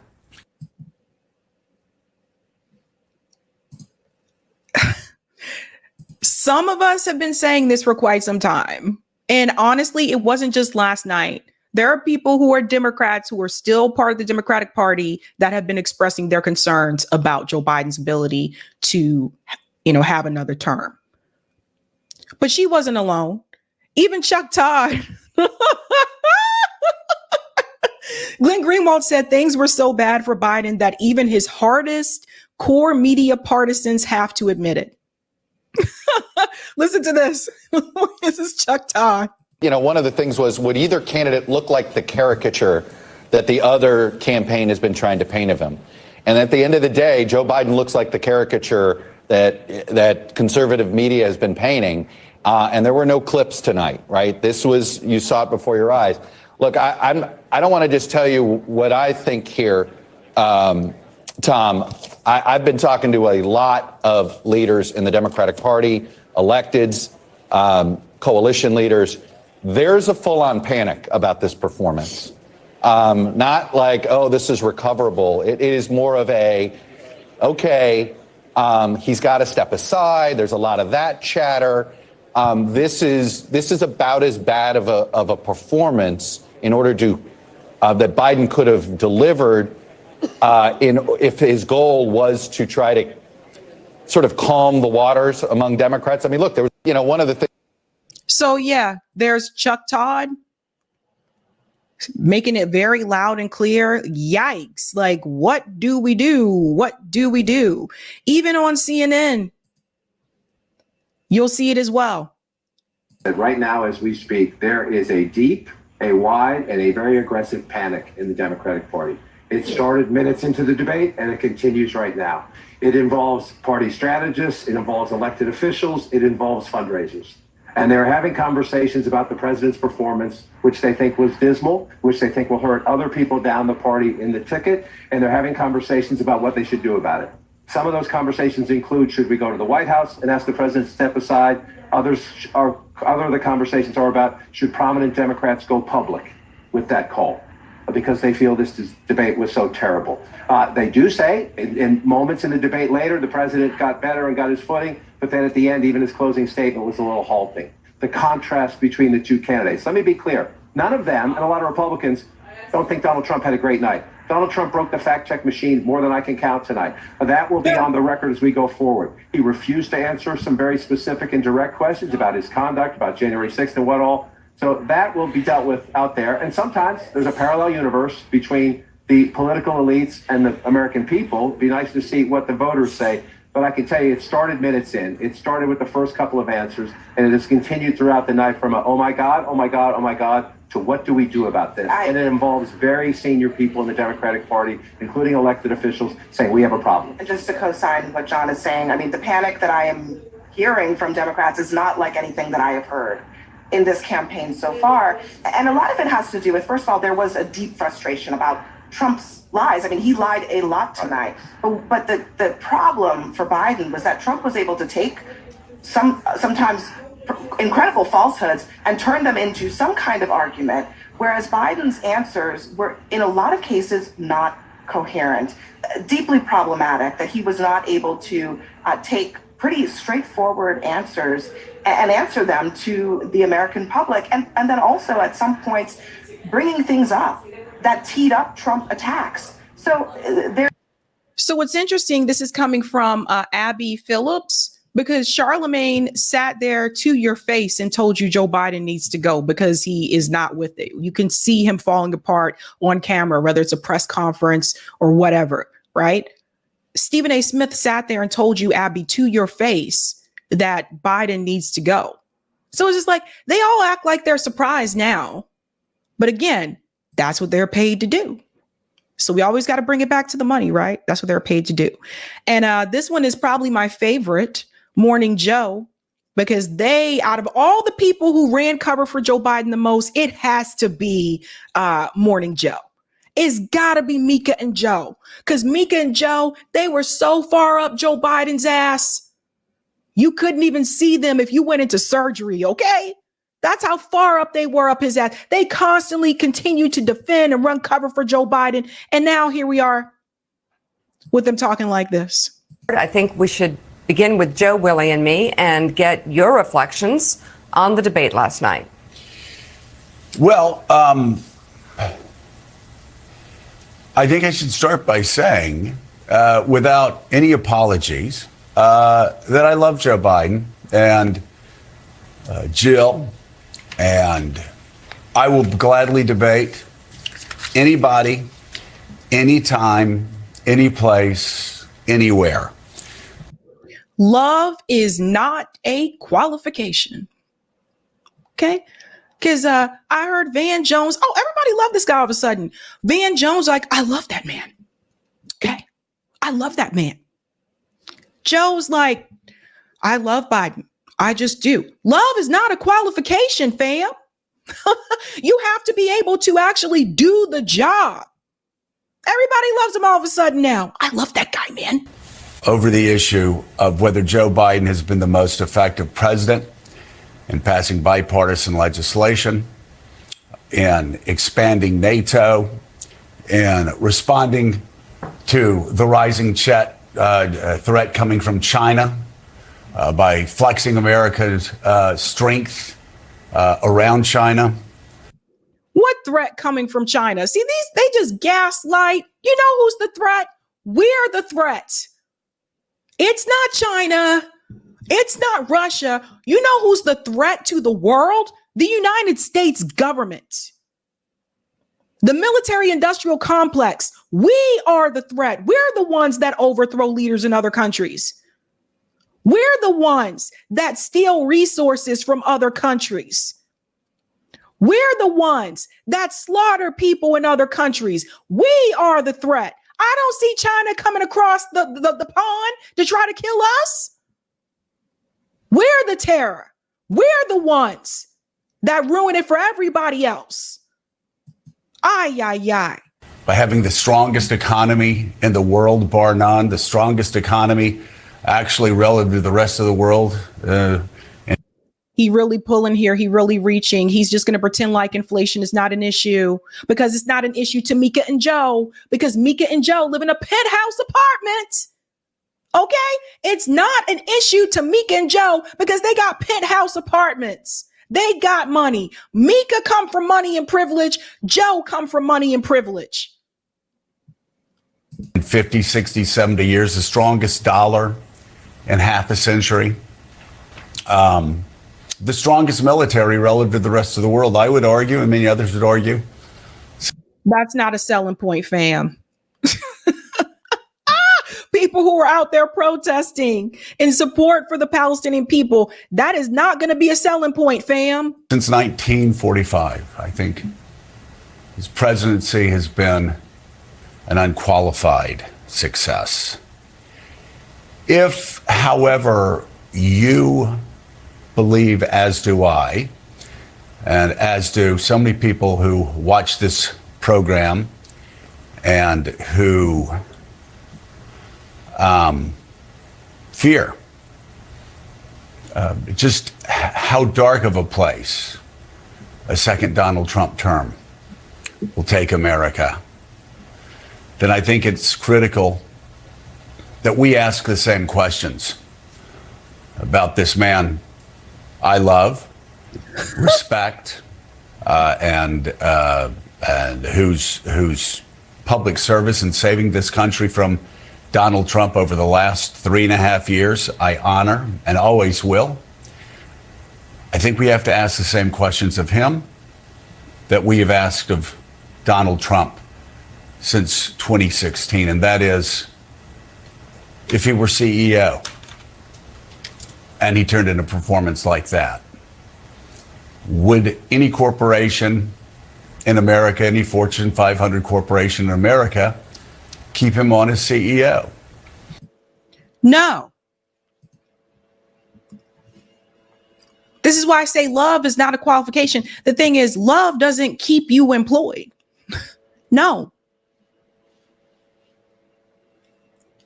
But a lot of this, again, I point to the media because let's all remember, I didn't support Dean Phillips or Marianne Williamson. Let me make that clear because some people like to lie. I didn't support Dean Phillips or Marianne Williamson. I don't support anybody running the two-party system. That being said, let's all remember, there were other people that were running in the Democratic Party. That includes RFK Jr. too, if we go way back before he split, that were running in the Democratic Party. And I tend to remember Dean Phillips specifically saying that I think that Joe Biden is too old for another term. He was very clear about that. And people like Mika and Joe and the rest of mainstream media were very much against anybody primarying Joe Biden. And here we are.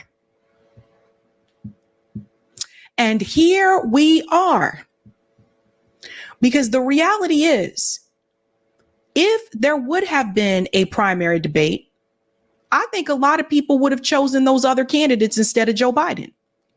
No, but you guys tried to hide him and prevent that from happening so that people would not see Joe Biden's performance. They wouldn't see him struggle.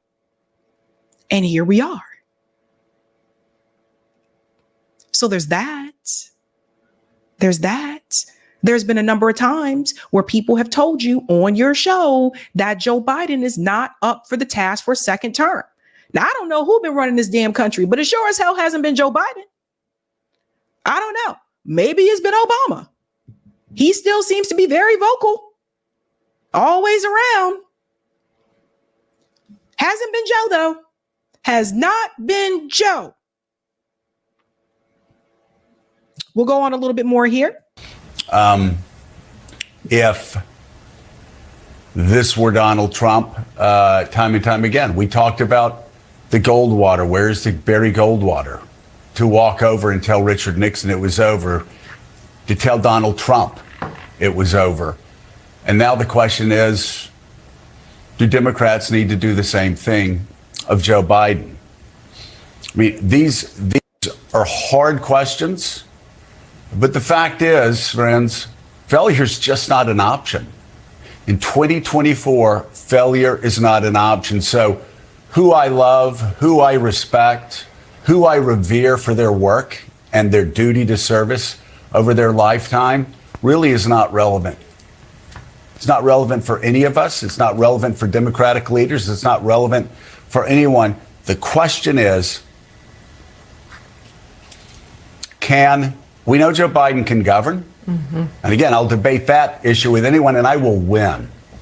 I will destroy anybody that wants to debate Joe Biden's record over the past 3.5 years. See, he's trying to get his emotions are getting involved. He's getting too emotional. You getting your emotions involved because of your love for this man, all this love that you have for Joe Biden. He can run the White House. He can run the country effectively. Despite. Dude, he can barely talk. He's having difficulty speaking. He's having difficulty walking. He's trying to sit down midair in a chair that doesn't even exist. This is the man that has his finger on the nukes, fam. Look how many foreign conflicts we've had since Joe Biden has entered office. Then you got the problem with Kamala Harris, and I'll get to that in a second. Despite the barrage of lies that constantly come at him, like Donald Trump's lies last night. But can he run for president in 2024? Donald Trump lied over and over and over and Yes, and so did Joe Biden. See, they're not telling you that. They're not telling you the lies that Joe Biden told. Still trying to cover for Joe. over again. And Joe Biden couldn't respond to any of those lies. In fact, as the New York Times said, he spent much of the night with his mouth agape and his eyes darting back and forth. He couldn't fact check anything Donald Trump said. And not only that, he missed one layup after another after another.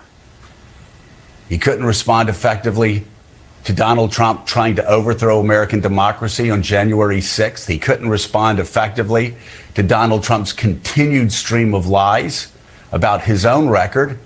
And he couldn't even respond effectively on the issue of abortion, where for some reason he darted wildly to the issue of immigration. And on immigration, as I said yesterday morning, any Democrat that can't turn to their Republican opponent and blast them for killing the strongest, toughest border bill in the history of America, drafted by a right-wing senator from Oklahoma,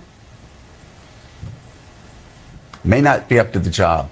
And so that's the question. I know people are waiting and say, oh, and David Plouffe, I have such great respect for David Plouffe. He said we need to wait 3 or 4 days because Donald Trump really turned off swing voters in a lot of focus groups once they saw him again. And Joe Biden turned off swing voters too. Like, it's a mess. Let me tell you who I think it really helped. Because even Nicole Wallace couldn't lie her way through that debate and cover for Joe Biden as well. And that's a poll question I have there. Who do you think the debate helped? If I were to name a specific person, that debate probably just helped RFK Jr. And I don't support RFK Jr. I think his so-called reparations platform, number one, is not reparations and doesn't include cash reparations and includes all these other groups in his bullshit. And his policy on Israel is disgusting. So I don't support RFK Jr., but RFK Jr. had his own debate last night. Over 6 million views. Now, does that mean that those 6 million people are going to come out and support and vote for RFK? No, not necessarily. But that does show you still that he was able to garner that many viewers. 6 million views by himself. That debate last night, when I watched it, I said, you know what this does? All this does is reassure people what a lot of people have been feeling, that both Biden and Trump suck. And it actually could help people like RFK, Dr. West, Jill Stein, Claudia De La Cruz. It actually could help them. But listen to what they said here on the panel. This is funny too. I was on the phones for some of it after that became clear, and there is a conversation happening inside Biden's circle, and certainly a much more frank conversation happening inside the Democratic coalition. And I think there will be stories of a lot of concern about the performance tonight. And I think when you say conversations happening, what do you mean? I think people are talking. I think the conversations range from whether he should be in this race tomorrow morning to what was wrong with him. I mean, he has a cold that came out. Our own Kelly O'Donnell reported that a few minutes in, but exactly what negative COVID test, but a cold. Right. So those things were, I mean, the reason reporters were reporting on the cold was because of what you articulated. I mean, the voice was very, very soft. It wasn't the Joe Biden performance of the State of the Union. No. It wasn't seizing a moment to get on the offensive on immigration. It wasn't Joe Biden on the offensive on January 6th. It wasn't Joe Biden on the offensive on abortion, his two, shining issues. It was exactly what Chris Hayes predicted. It was Trump moderating not just tonally, but sounding less crazy as he lied as often as he breathed. The debate moderators did not fact check one thing, but they did give Joe Biden time to fact check, and he didn't do much of that either. it is not our job to tell people what to see and hear, but I think what I heard from a Biden aide is we can't necessarily spin too much what people did see and hear. So, I mean, you can't hide it. I did notice something else with that debate. I noticed when they went to the first commercial break, I noticed their numbers dropped significantly. When they did that first commercial break, their numbers dropped significantly on CNN. So, but of course, someone had to lie. And that was Kamala Harris. You know, someone had to come in and lie about Biden's performance. Listen to this. I think a lot of people who are fans and supporters of President Biden, or who are Democrats, or who are just worried about the prospect of Donald Trump returning to the presidency, feel like this was not a strong performance tonight from President Biden. I want to hear your assessment and how you respond to those critics.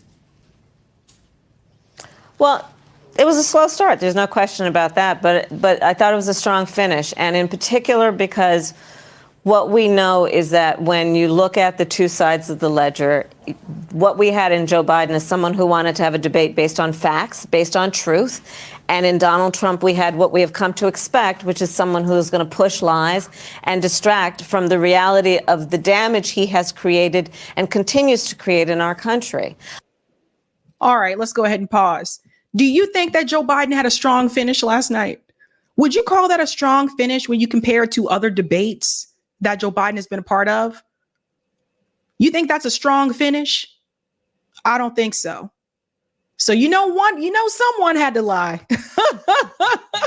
There had to be someone to run in and run cover for Joe Biden. Of course, Kamala Harris is going to do that. She's the vice president. When I think about the significance of the substance of what is before us in November in 130 days, we are looking at a president in Joe Biden who has done historic work, whether it be on addressing the infrastructure issue in America. Donald Trump, remember, kept talking every week was going to be an infrastructure week. It never happened. It was Joe Biden that made it happen, so that over $1 trillion is hitting the streets of America to upgrade roads and bridges. You look at what Joe Biden has been able to accomplish in terms of delivering for the American people, whether it be the creation of 15 million new jobs, over 800,000 manufacturing jobs, bringing manufacturing back to the United States, what we have done to cap the cost of insulin at $35 a month, finally taking on Big Pharma and allowing Medicare to negotiate drug prices. These are the substantive issues that the American people care about. And what we saw tonight is more of the same. Joe Biden fighting for the American people, Donald Trump fighting for himself. I didn't see any of them fighting really for the American people. If that's what she considers to be a fight, again. But let's talk about the Kamala Harris thing for just a second, okay? Because you see, the Democratic Party messed up. Number one, it was very clear when you looked at the polls in the 2020 Democrat primary debates, it was very clear that Joe Biden was not really well liked. They pushed him through in South Carolina, and everything changed after South Carolina. Let's not forget that. Let's not forget he didn't win Iowa. He didn't win New Hampshire. He didn't win Nevada. Let's not forget that, folks. But the donor class decided that that was their guy. And we know how this works when you follow the money and corruption. Once the donor class decides that that's who they want, that is who the candidate, the nominee is going to be. So here's where they messed up, folks. They didn't think about the fact that Joe Biden did not have a strong base. What he had was a lot of people that came out and voted against Donald Trump.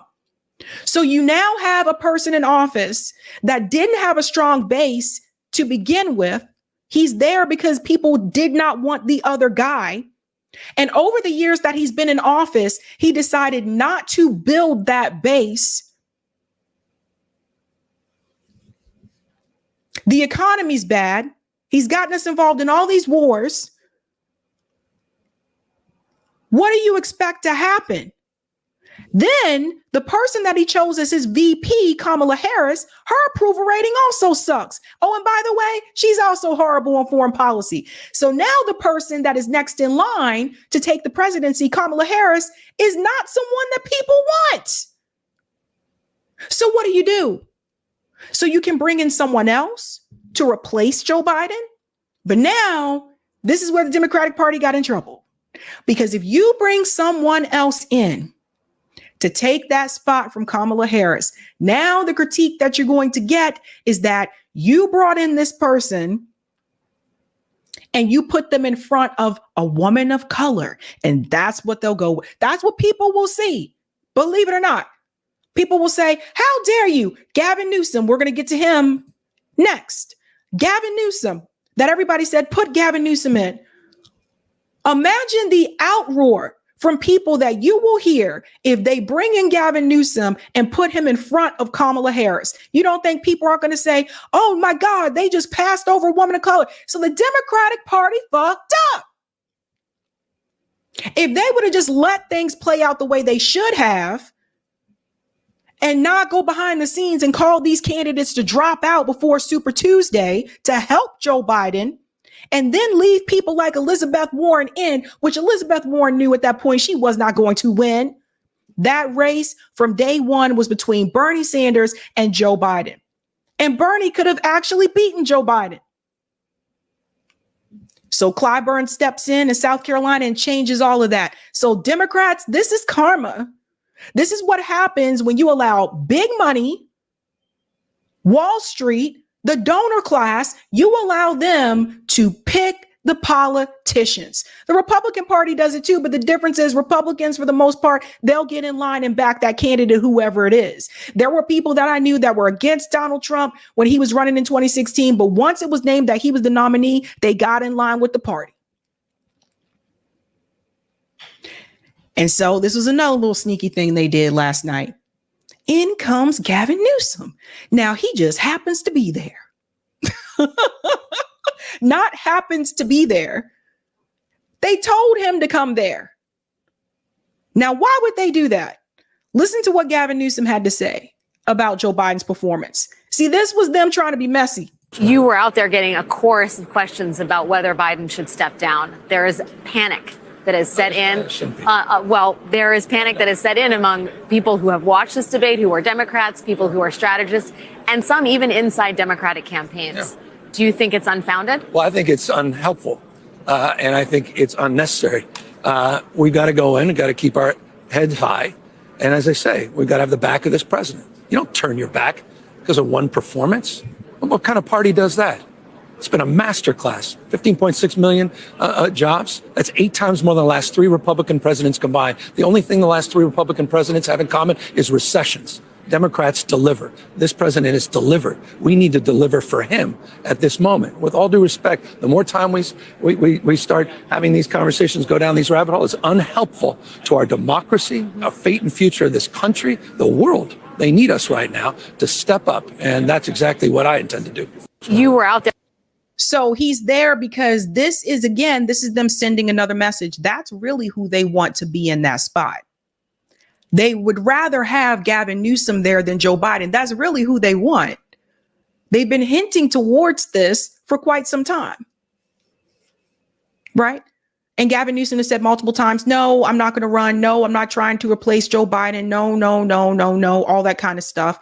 But again, it sends a strong message when you bring on the person that a lot of people have said, please replace Gavin Newsom with Joe Biden. And by the way, if you live in California, you probably might disagree with that, because if you're talking about the economy, if you're upset with how the economy is, just look at how things are in California.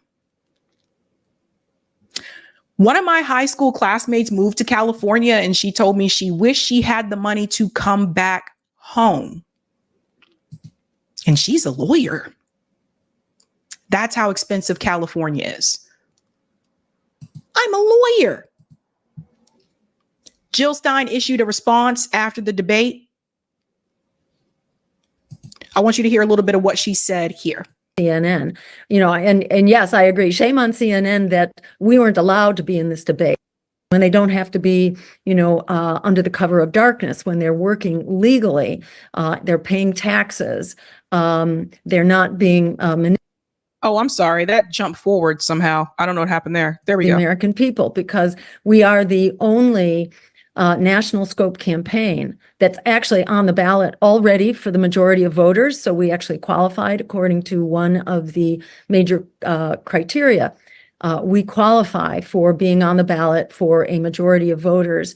And we should have been admitted on that account. But also because we are the one campaign that does not take corporate money. We don't take money from corporate PACs. We do not work with super PACs, which are extremely corrupting. We work with we play by the rules. We don't have, these special loopholes like the victory funds that Democrats and Republicans use. So a single donor can write a check for $600,000 and more, and then pull strings from the inside. So yes, shame on CNN for locking us out. And I would say also shame on CNN because they let both candidates make outrageous assertions. It's like there was no adult in the room there. No one was playing the role of a moderator or doing fact checking or holding anyone accountable for what they said. And, that's a real shame.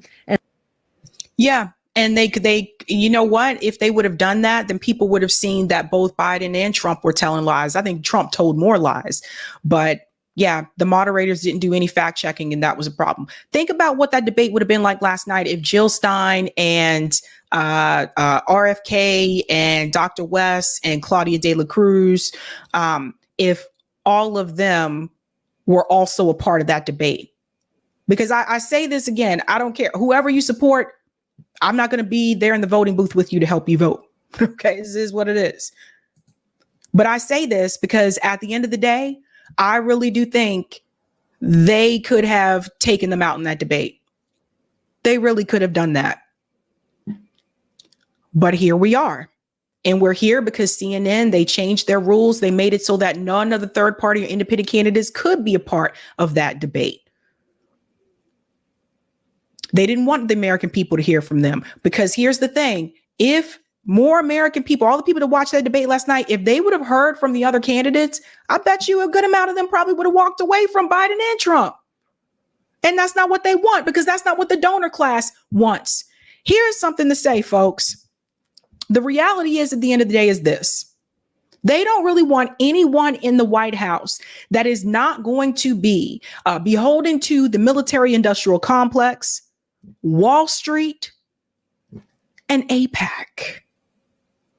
Because you're not just fighting Capitol and the military industrial complex. You also have to fight AIPAC. I think that's been made very apparent since October 7th. We've seen how AIPAC has been known to move people out because they won't get in line and be pro-Israel.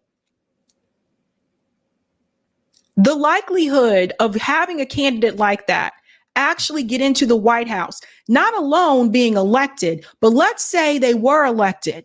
Do we think they would let them get into the White House?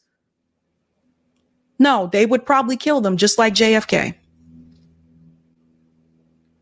So for all the people that are willing to take that chance, when you're running third party or independent and you're calling out AIPAC, you're calling out Israel, you're calling out the military industrial complex, you're calling out Wall Street, because let's all remember, even Bernie didn't call out Israel.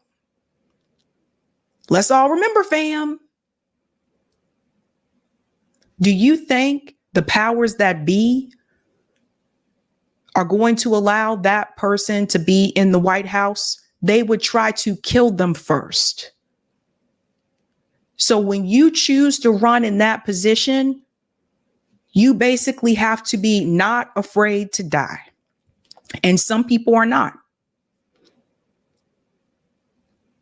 That's the problem that we have in this country. So when you look at some of these other groups, the CIA, the FBI, these government agencies, when you look at them and you look into them a little bit deeper, you'll understand who took out some of these people. Even when you look at organizing spaces, like they wouldn't even let Fred Hampton live. They wouldn't let Malcolm X live. They wouldn't let MLK live. Those people had to go, according to them.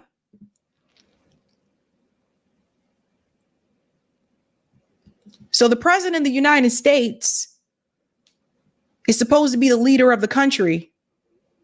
But as I've shown you before on that pyramid chart, that chart that talks about the different levels of corruption and who's really in charge around this piece, as I've showed you before, the president is a puppet. The banks are above the president. So are the corporations and the billionaires. We need a real change in this country, but it's not going to come easy. I want everyone to understand that. I think when you see real change happen in this country, it's going to be because at least 5% of the population has had enough and hits the streets, not just to protest over social issues, not just to protest over war, but to protest over all of it. And the money. It's going to be when people truly hit rock bottom and have had enough. And every revolution doesn't have to be bloody. Some are, though. But I think that's what it's going to take to change the system. Because if people like Jill Stein and RFK qualified technically to be a part of the debate, and CNN just goes, oh, we just changed the rules. If you have candidates that support the Palestinian cause and are not pro-Israel, and you got a PAC like AIPAC that just swoops in and says, okay, I'm going to put $20 million towards another candidate to get your ass out. So to truly change that system, it's going to be enough people in this country are going to have to say, I've had enough. And we could have had that. There was a point in time where I felt like we were heading in that way, you know, but it doesn't mean it can't happen. I think we're getting closer to it. All right, let's go to some of the comments, folks. Let me make sure I'm swooping these down as well. Thank you. Thank you, Brian. Independent media needs to stop saying mainstream media and start calling them what they are: corporate media or state media. It's what they are. Glenn Greenwald started doing this recently. I think that's a good point, Brian. That's a really good point. Skylar says, black jobs, selling plates, doing hair, selling incense on the Metro chain. Skylar's a trip. Oh, no. RB says Gavin Newsom is gearing up. They keep putting them in our face. Skylar also says the only thing Donald Trump is anti-paying his bills. Thank you, Sparky. Newsom / Kushner 24. That's a joke from people, I think. I think that's a joke for Sparky. Thank you, Courtney. Sabs, Joe's cognitive decline was noticeable years ago, but when I called this out, people weren't trying to hear that. I totally understand where you're coming from. Yeah, it was during the 2020 debates. Thank you, Roger. Ignore the civilians. I and they wonder why no one watches. Miss Huey said, I heard someone say they're riding the Biden train all the way to the nursing home. Thank you, baby Ethernet. CNN playing early debates to test the water, yet some voters still don't realize MSM is an appendage of U.S. establishment. Independent media is crucial. JB says, Sabby, we've been saying I told you so for years. Joe and Mika aren't going to listen. We just need to grab our popcorn and watch them faceplant over and over. That's my comrade JB from RBN. Thank you, Focus, for the super sticker. Thank you, Courtney. And it's very cringe to hear Joe and Van profess their love for a politician who endorsed policies that destroyed minority families for decades. Yeah, like those damn crime bills. Thank you, JoJo. That cold was such a red herring. I know. Everybody's like, well, the president has a cold. Man, get out of here. Thank you, Tates. If you ever believe in democracy, call 1-800-4-HELP. Thank you, Roger. Israel killed Massey's wife. Israel killed. What? Thank you for this as well. Look at Nico response to a awesome Jew about it. Okay, I'll have to look at that. The fuck? Massey who? Okay, I'll have to check that. Weird. All right, guys, if you haven't had a chance to do so, go ahead and smash the like. Thank you. All right, let's get to our final story here. Pretty interesting debate between Piers Morgan and George Galloway. You guys know George Galloway just won in the UK through the Workers' Party. So here's another person that won, third party. Kudos, right? Third party there. And they're debating about Israel and Hamas. And I want you guys to hear this because the conversation is it technically terrorism if people are fighting back against oppression and if they are occupied? And it's Ashera Thomas Massey Sabrina. What? Oh my God. Okay, I'll have to check that after the show. All right, I'll check Nico's account after the show. Is it terrorism with George Galloway and Piers Morgan? Let's talk about it. Hamas embed themselves among civilians as they do itself and a duty to defend itself after the scale of what happened. And because the Hamas spokesman said we're going to keep doing it. So they had that. But secondly, that uniquely in Gaza, half of the population of 2 million are under 18. This is a place that is jam-packed with children. And when Hamas embed themselves among civilians, as they do... Well, where else could they embed themselves? It's a prison camp. I accept that, and I'll come to that part of it. I'm sure there'll be... Pause for just a second. That is an excellent point that George Galloway made. Where are they supposed to embed themselves? You guys know that Gaza is very dense, right? And there were like 2 million people in Gaza, but very densely packed in. So to that point, that is a good question. Where else are they supposed to embed themselves? Remember, it's not like they can just go to Egypt. It's not like they're, again, you got to remember, they were occupied. Gaza is occupied. So it's not like they can just go somewhere else. There will be many parts of this debate where you and I will agree. There will be some where we don't agree. And I still have no evidence that there's any end game plan by Israel. And I think you're now seeing the Israeli government fracturing with people recognizing there is no after the war plan and it could be complete and utter chaos. And there are certainly people on that cabinet, I think, Smotrich and Ben-Gvir and others, who have been talking in a genocidal way about this. So that's where I am with this. But I've started a lot of interviews with pro-Palestinian guests, and I'll do it with you. And it's been a sort of controversial thing. People have sort of mocked me for it, but I kind of think it's a good starting point that to go back to October the 7th, when you realize the scale of what had happened that day, do you condemn what happened that day? Well, I have to first correct you on something. It was by no means the single biggest slaughter in the Israel-Palestine chapter. In one day? In one day.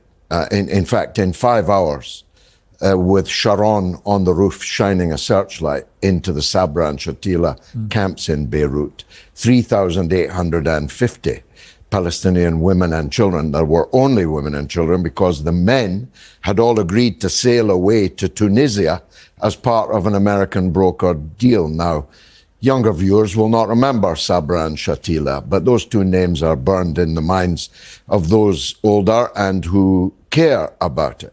So that's triple the actual death toll on October the 7th. Well, nearly 7,000 more were wounded on October the 7th. Yeah, but the fact that you thought, I mean this respectfully, that this was the biggest single day of slaughter is part of the problem. The lives, the blood of Palestinians is oftentimes by commentators and politicians regarded as less valuable than the blood of Israelis. All the blood is a disgrace, all of it. And insofar as terrorist acts are committed by Palestinian organizations, by terrorists I mean the harming, killing of innocent civilians, of course I condemn that. So do you accept, on that then, do you accept, because the number you gave for the other atrocity? Again, Piers Morgan is fixated on this "do you condemn Hamas" thing. He is fixated on this. Which is what it was, is disputed. You know it's disputed. So the Sabra Shatila? Yeah, the actual toll is disputed. Well, the death toll on October 7th is. Well, I know you dispute it, but there's more clarity about the numbers on that. No, there isn't, because the Israeli media reports have not been reflected in Western reports.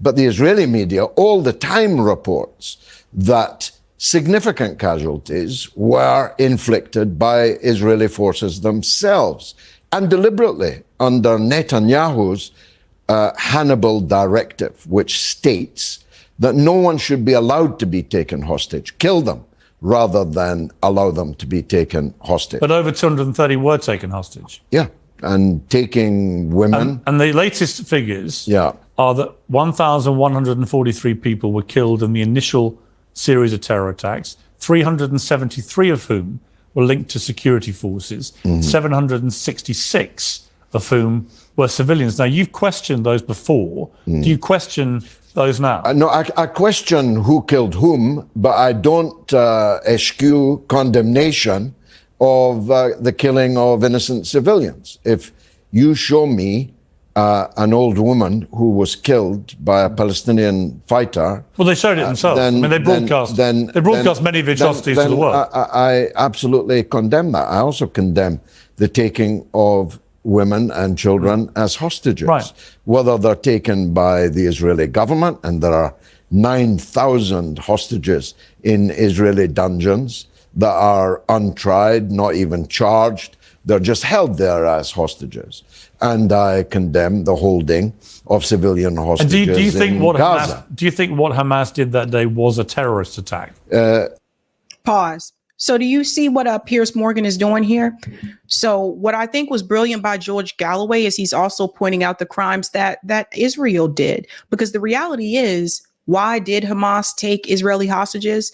They took those hostages to exchange them for Palestinian hostages. And we call them Palestinian hostages because these are people that were not tried for any supposed crime that Israel said that they were tried for. They just took these people and they imprisoned them.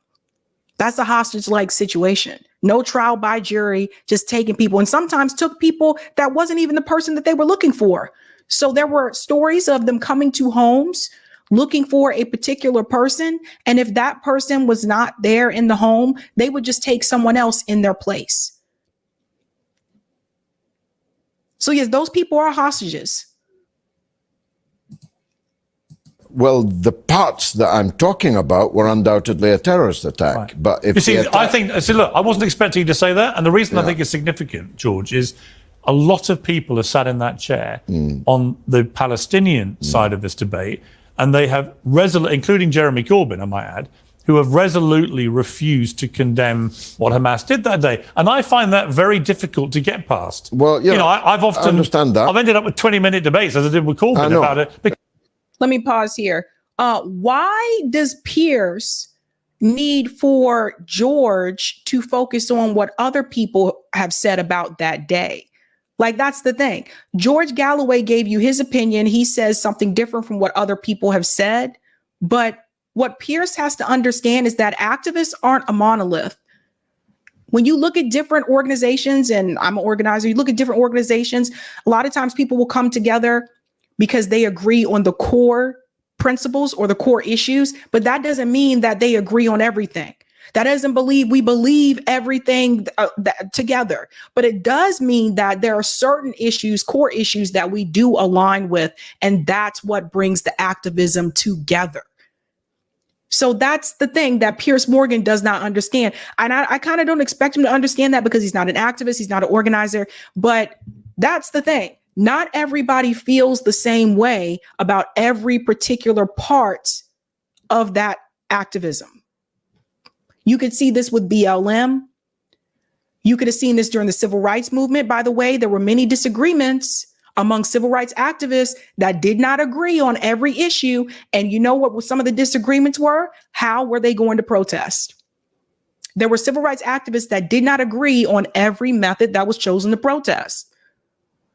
So It's not a monolith.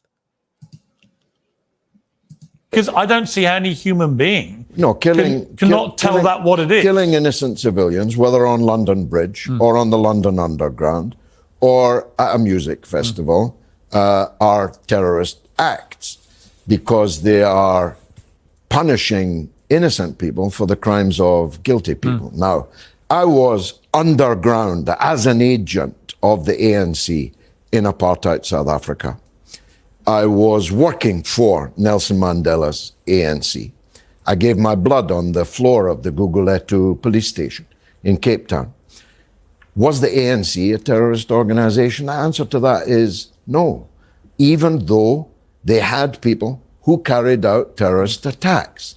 You have to understand the whole picture and not just a tiny corner of a single snapshot. The ANC, like the Palestinians, are fighting against an apartheid state. In the case of Palestine, the millions of Palestinians scattered around the world with no one speaking up for them. And when people categorize what Hamas did on October 7th as resistance, do you think that's an acceptable choice of word for what happened that day? If you're fighting against occupation forces, undoubtedly it is. So if you cross the wire, break out of the wire of the concentration camp, it was David Cameron, I remind you, who called it the largest open-air prison camp in the world. If you break through and you start taking a toll on your guards, the people who've kept you in this absolute immiseration, penury, with regular death being dealt to you, then that's a legitimate act of resistance. But it's not legitimate. There it is. Because the thing is this, like I said before, Piers Morgan would have disagreed with slave revolts. Piers Morgan would have said, oh, no, that's not the right thing to do. So people are supposed to remain as slaves. They're just supposed to be held captured and not try to break free and have that freedom. Right? So George Galloway, this is George Galloway schooling Piers Morgan here about what it means to truly resist. To attack kids and grandmothers. Already said that. No, that's what I mean. Already. But that's why I mean, some people try to describe what Hamas did that day as resistance. No, killing grandmas and kids is terrorism. It's not resistance. It's not resistance. Right. It's terrorism. That's my point. But killing soldiers and security officers of the Israeli state is enshrined in international law. When you used the phrase earlier about Israel having the right to defend itself, it literally does not have the right. It's excluded. Every country has the right to defend itself. It's excluded in international law that any country has the right to defend itself from territories that it illegally occupies. So, boom, there it is. There it is right there. Everyone, let's say it again. That part is so incredibly important. Because first of all, how is Israel still defending itself? When they pretty much bombed Gaza out of existence, how are they still defending themselves till this day? So there's that. And two, to the point that George Galloway made there, that makes perfect sense. Because how do you have the right to defend yourself when you are fighting against the people that you are occupying? It does not make any damn sense. It's the craziest thing I've ever heard. It does not make any damn sense. You have a right to be free.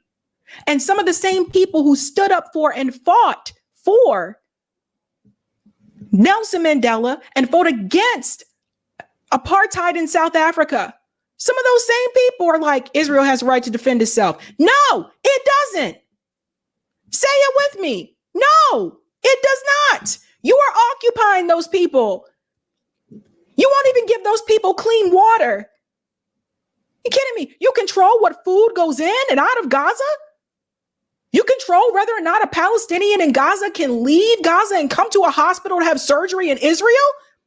You don't even let these people have the right to return? It is an apartheid state. You have passports where people have to travel across the West Bank where Palestinians can't use certain roads? And you're telling me that these people don't have a right to fight back? That they have to just sit back there and take it? Everyone has the right to fight back against their oppressors. Everyone has the right to resist occupation. And anyone who would sit up there and tell you that you should just accept being occupied is probably someone who is a fucking oppressor, okay? Think about that. So the occupied have that right. Hang on. As you've just said, many acts of terrorism were committed that day, and every country has a fundamental right to defend its people from terrorism. You would agree with that? Yes, from terrorism. Right. But so Israel does have a right, because the Hamas spokesman, I think critically for this debate, the Hamas spokesman within several weeks on camera said, we will keep trying to do this again and again. Well, I'm not a supporter of Hamas. I'm not saying you are. I'm just saying, but I'm saying in terms of Israel's right to defend itself, indeed, I would say a moral duty. Now, the scale of it we're going to come to, and there we might meet some common ground. But on the principle of if you suffer a terror attack of that nature, in the way that it was perpetrated, that Israel has a fundamental right and a duty to its people, if the perpetrators say we're going to keep trying to do this, to defend itself. You would agree with that? But to defend yourself by killing and mutilating 150,000 people and climbing, Save the Children have just said there are 21,000 missing children on top of the 15,000. Oh, we don't have these figures. These figures have not been confirmed. Well, you can believe Save the Children or not. I agree. I think they're a pretty reputable organization. I believe Princess Anne is their patron. It is widely accepted that up to about 40,000 people so far have died. We don't know how many of those are Hamas. Israel would have you believe it's 15,000. Well, I've seen a lot of pictures of people who are manifestly not Hamas. I agree. So have you. I agree. And I think the slaughter of the children has been horrific. Yeah, and inevitable. Yeah. Inevitable. It is inevitable. Yeah, it's been horrific, but Piers Morgan never leads with that. Have you guys always noticed? He believes that the slaughter, hey, that's a good spot for a thumbnail. He believes that the slaughter of the Palestinian kids is horrific, but he never leads with that. Maybe once, I think it was one time I covered on the show where he led with that. I think it was right after the Rafah tent massacre. But for the most part, he usually leads with, but do you think that, Hamas is a terrorist organization, or do you condemn Hamas? He usually leads with that. Because he too, like I said before, again, you got to follow the money. We all got to remember this. Rupert Murdoch, who owns Fox News, owns Talk TV. Piers Morgan, this uncensored show, used to be on Piers Morgan's Talk TV. When Piers Morgan decided to split and do his own thing, what I found out when I did some of the research is that even this show, Uncensored, is still a part of one of the subsidiaries of Rupert Murdoch's company. And Rupert Murdoch is a Zionist. So you got to remember who people are working for. Let's continue. If you defend yourself by raining down bombs on tents, it is inevitable that you are going to kill and mutilate children and women who cannot possibly be Hamas. But Hamas would have known that Israel would respond in that way. Yes, but Israel would have known that if you keep 2.3 million people in a cage, they're going to try and break out. So there's all kinds of concomitant should have knowns in this story. They should have known when they occupied Palestinian land, drove hundreds of thousands of them out, never to return, that those people would have children and they would have children, and enmity, bitterness, and a desire for revenge would exist forever. And so it has. Now, the Gaza people maybe were unlucky. They were driven out only to Gaza, not to the neighboring countries. And they had a fence put around them. And by the way, this is something I think you should acknowledge. It suited Israel that Hamas were there. They begged Qatar to keep on funding Hamas. I agree with you. Because they didn't want Arafat, my friend. Let me clear this. They wanted an Islamist enemy. Netanyahu liked the idea of the Palestinian governments being split between Palestinian Authority and Hamas. It suited him that they were divided, that there wasn't a unity governing the Palestinian people. That is why he helped authorize these billions being sent through to Hamas. And Hamas then, in my opinion, abused that money and used it to build the tunnels where they went down, but they didn't let the civilians go down, to arm themselves to the teeth and plan attacks, right? So, first of all, let's interrupt here for just a second. Okay. When you have people in captivity, you're occupying them, and you decide to give one of the groups that's a part of that captivity money, the way that I see it, you don't get to tell them how to spend it. Say it with me again, folks. If you are occupying people, you have them caged in, and you choose to give them money, you don't get to tell them how to spend it. What did you think they were going to do? This is all a game. And Piers Morgan, you got to be brighter than this. You have to be brighter than this. Of course, he gave them the money. Of course, he wanted opposition. He wanted opposition. He wanted them to fight back. He wanted them to use that money. Yeah, I'll give them the money and they'll do stuff for the people. No. He knew they would try to get out. He knew they would want revenge. Who would not? He wanted them to rise up so that he can have an excuse to get rid of all of them.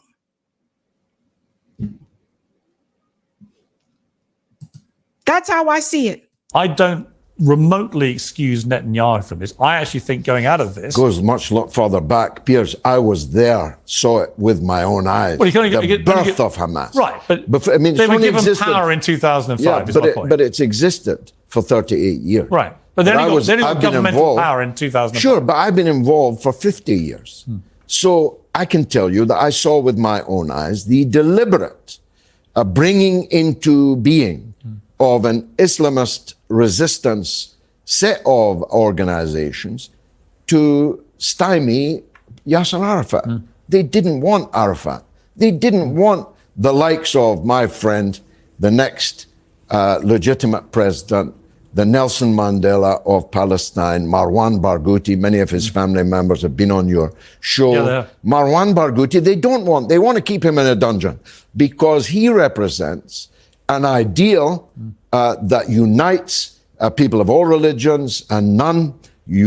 Has an ability to attract people around the world to the nobility of his cause. So kill and jail all the people like that.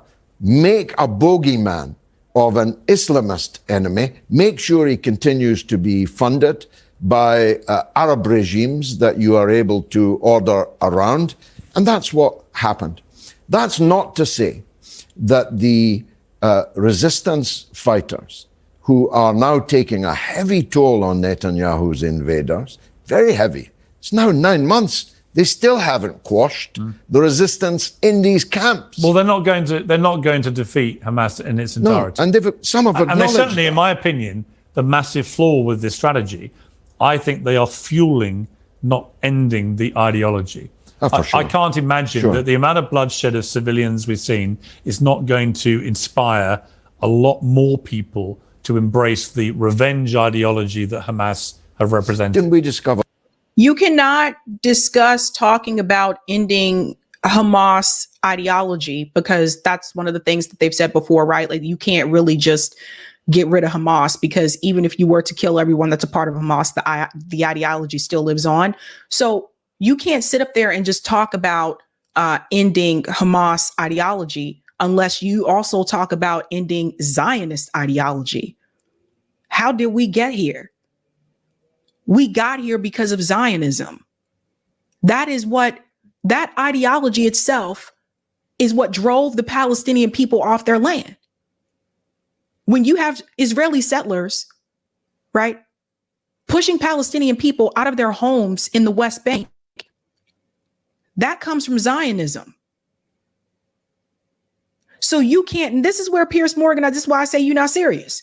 Because at the end of the day, if you want to talk about ending the Hamas ideology, but you're not willing to sit there and talk about ending the ideology of Zionism, which is what put all this into motion in the first damn place, you're not serious. A racist, supremacist ideology that the United States government backs, by the way. And people use the religion as an excuse.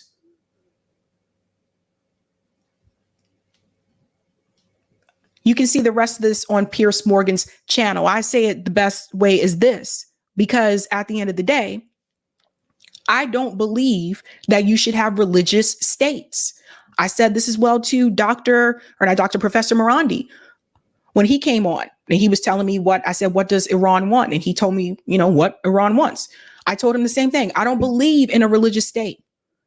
I believe there should be one secular state with Israelis and Palestinians and living together the way that it used to be, where they lived side by side, and everyone should be treated equal. What you have right now is not equality, and you damn sure don't have equity when you have settlers stealing Palestinians' homes. So when we talk about ideology, I think we need to start with the ideology that started all of this, boo. That's how I see it. Let me go to some of the comments here. Thank you, Lisa. It has been wonderful hate watching corporate media with you. Your show is helping keep me sane. Thank you and welcome. I'm going to check this, Miss Pamela. Thomas Massey's wife died. I'm going to check it. I'll have to check social media when I'm done. We need critical thinking. Representative Thomas Massey announced that his wife Rhonda died on Thursday. It's unknown what caused her death, but Massey said she had visited Mount Rainier with him and other family members last week. Interesting. Thank you, Sparky. Every time someone says that Israel is our only friend in the Middle East, I can't help but think, before Israel, we had no enemies in the Middle East. U.S. missionary John Sheehan. Olga says, Piers, do you condemn Netanyahu taking Gaza hostage? That is a good question, Piers. Thank you, Gala. Piers Morgan has NPD, narcissistic personality disorder, meaning no empathy. He can't feel love or compassion. He doesn't care for those children. I think you are correct there, Gala. I think we need to show the poll results because I haven't shown that just yet. Give me just a second. I'll pull that up here. I'm curious to see the poll results, by the way. Oh, actually, I could just go here. I don't know what I was doing.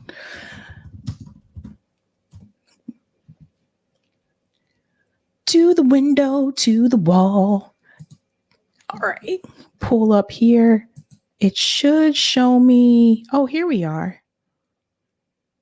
Okay, I guess I do have to be one of the votes. So, okay, see. All right, here's that poll result. What happened?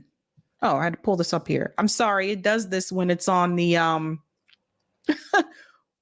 stop going away from me. Thank you. All right, guys, here's the poll result from tonight's show. Did you watch the debate? If so, who won? 2% of you said Biden. 38% said Trump, 22% said third parties, and 38% said no one. This is actually a closer poll than I thought it was going to be. That's over 1,855 votes. So yeah, guys, the poll is closer than I thought.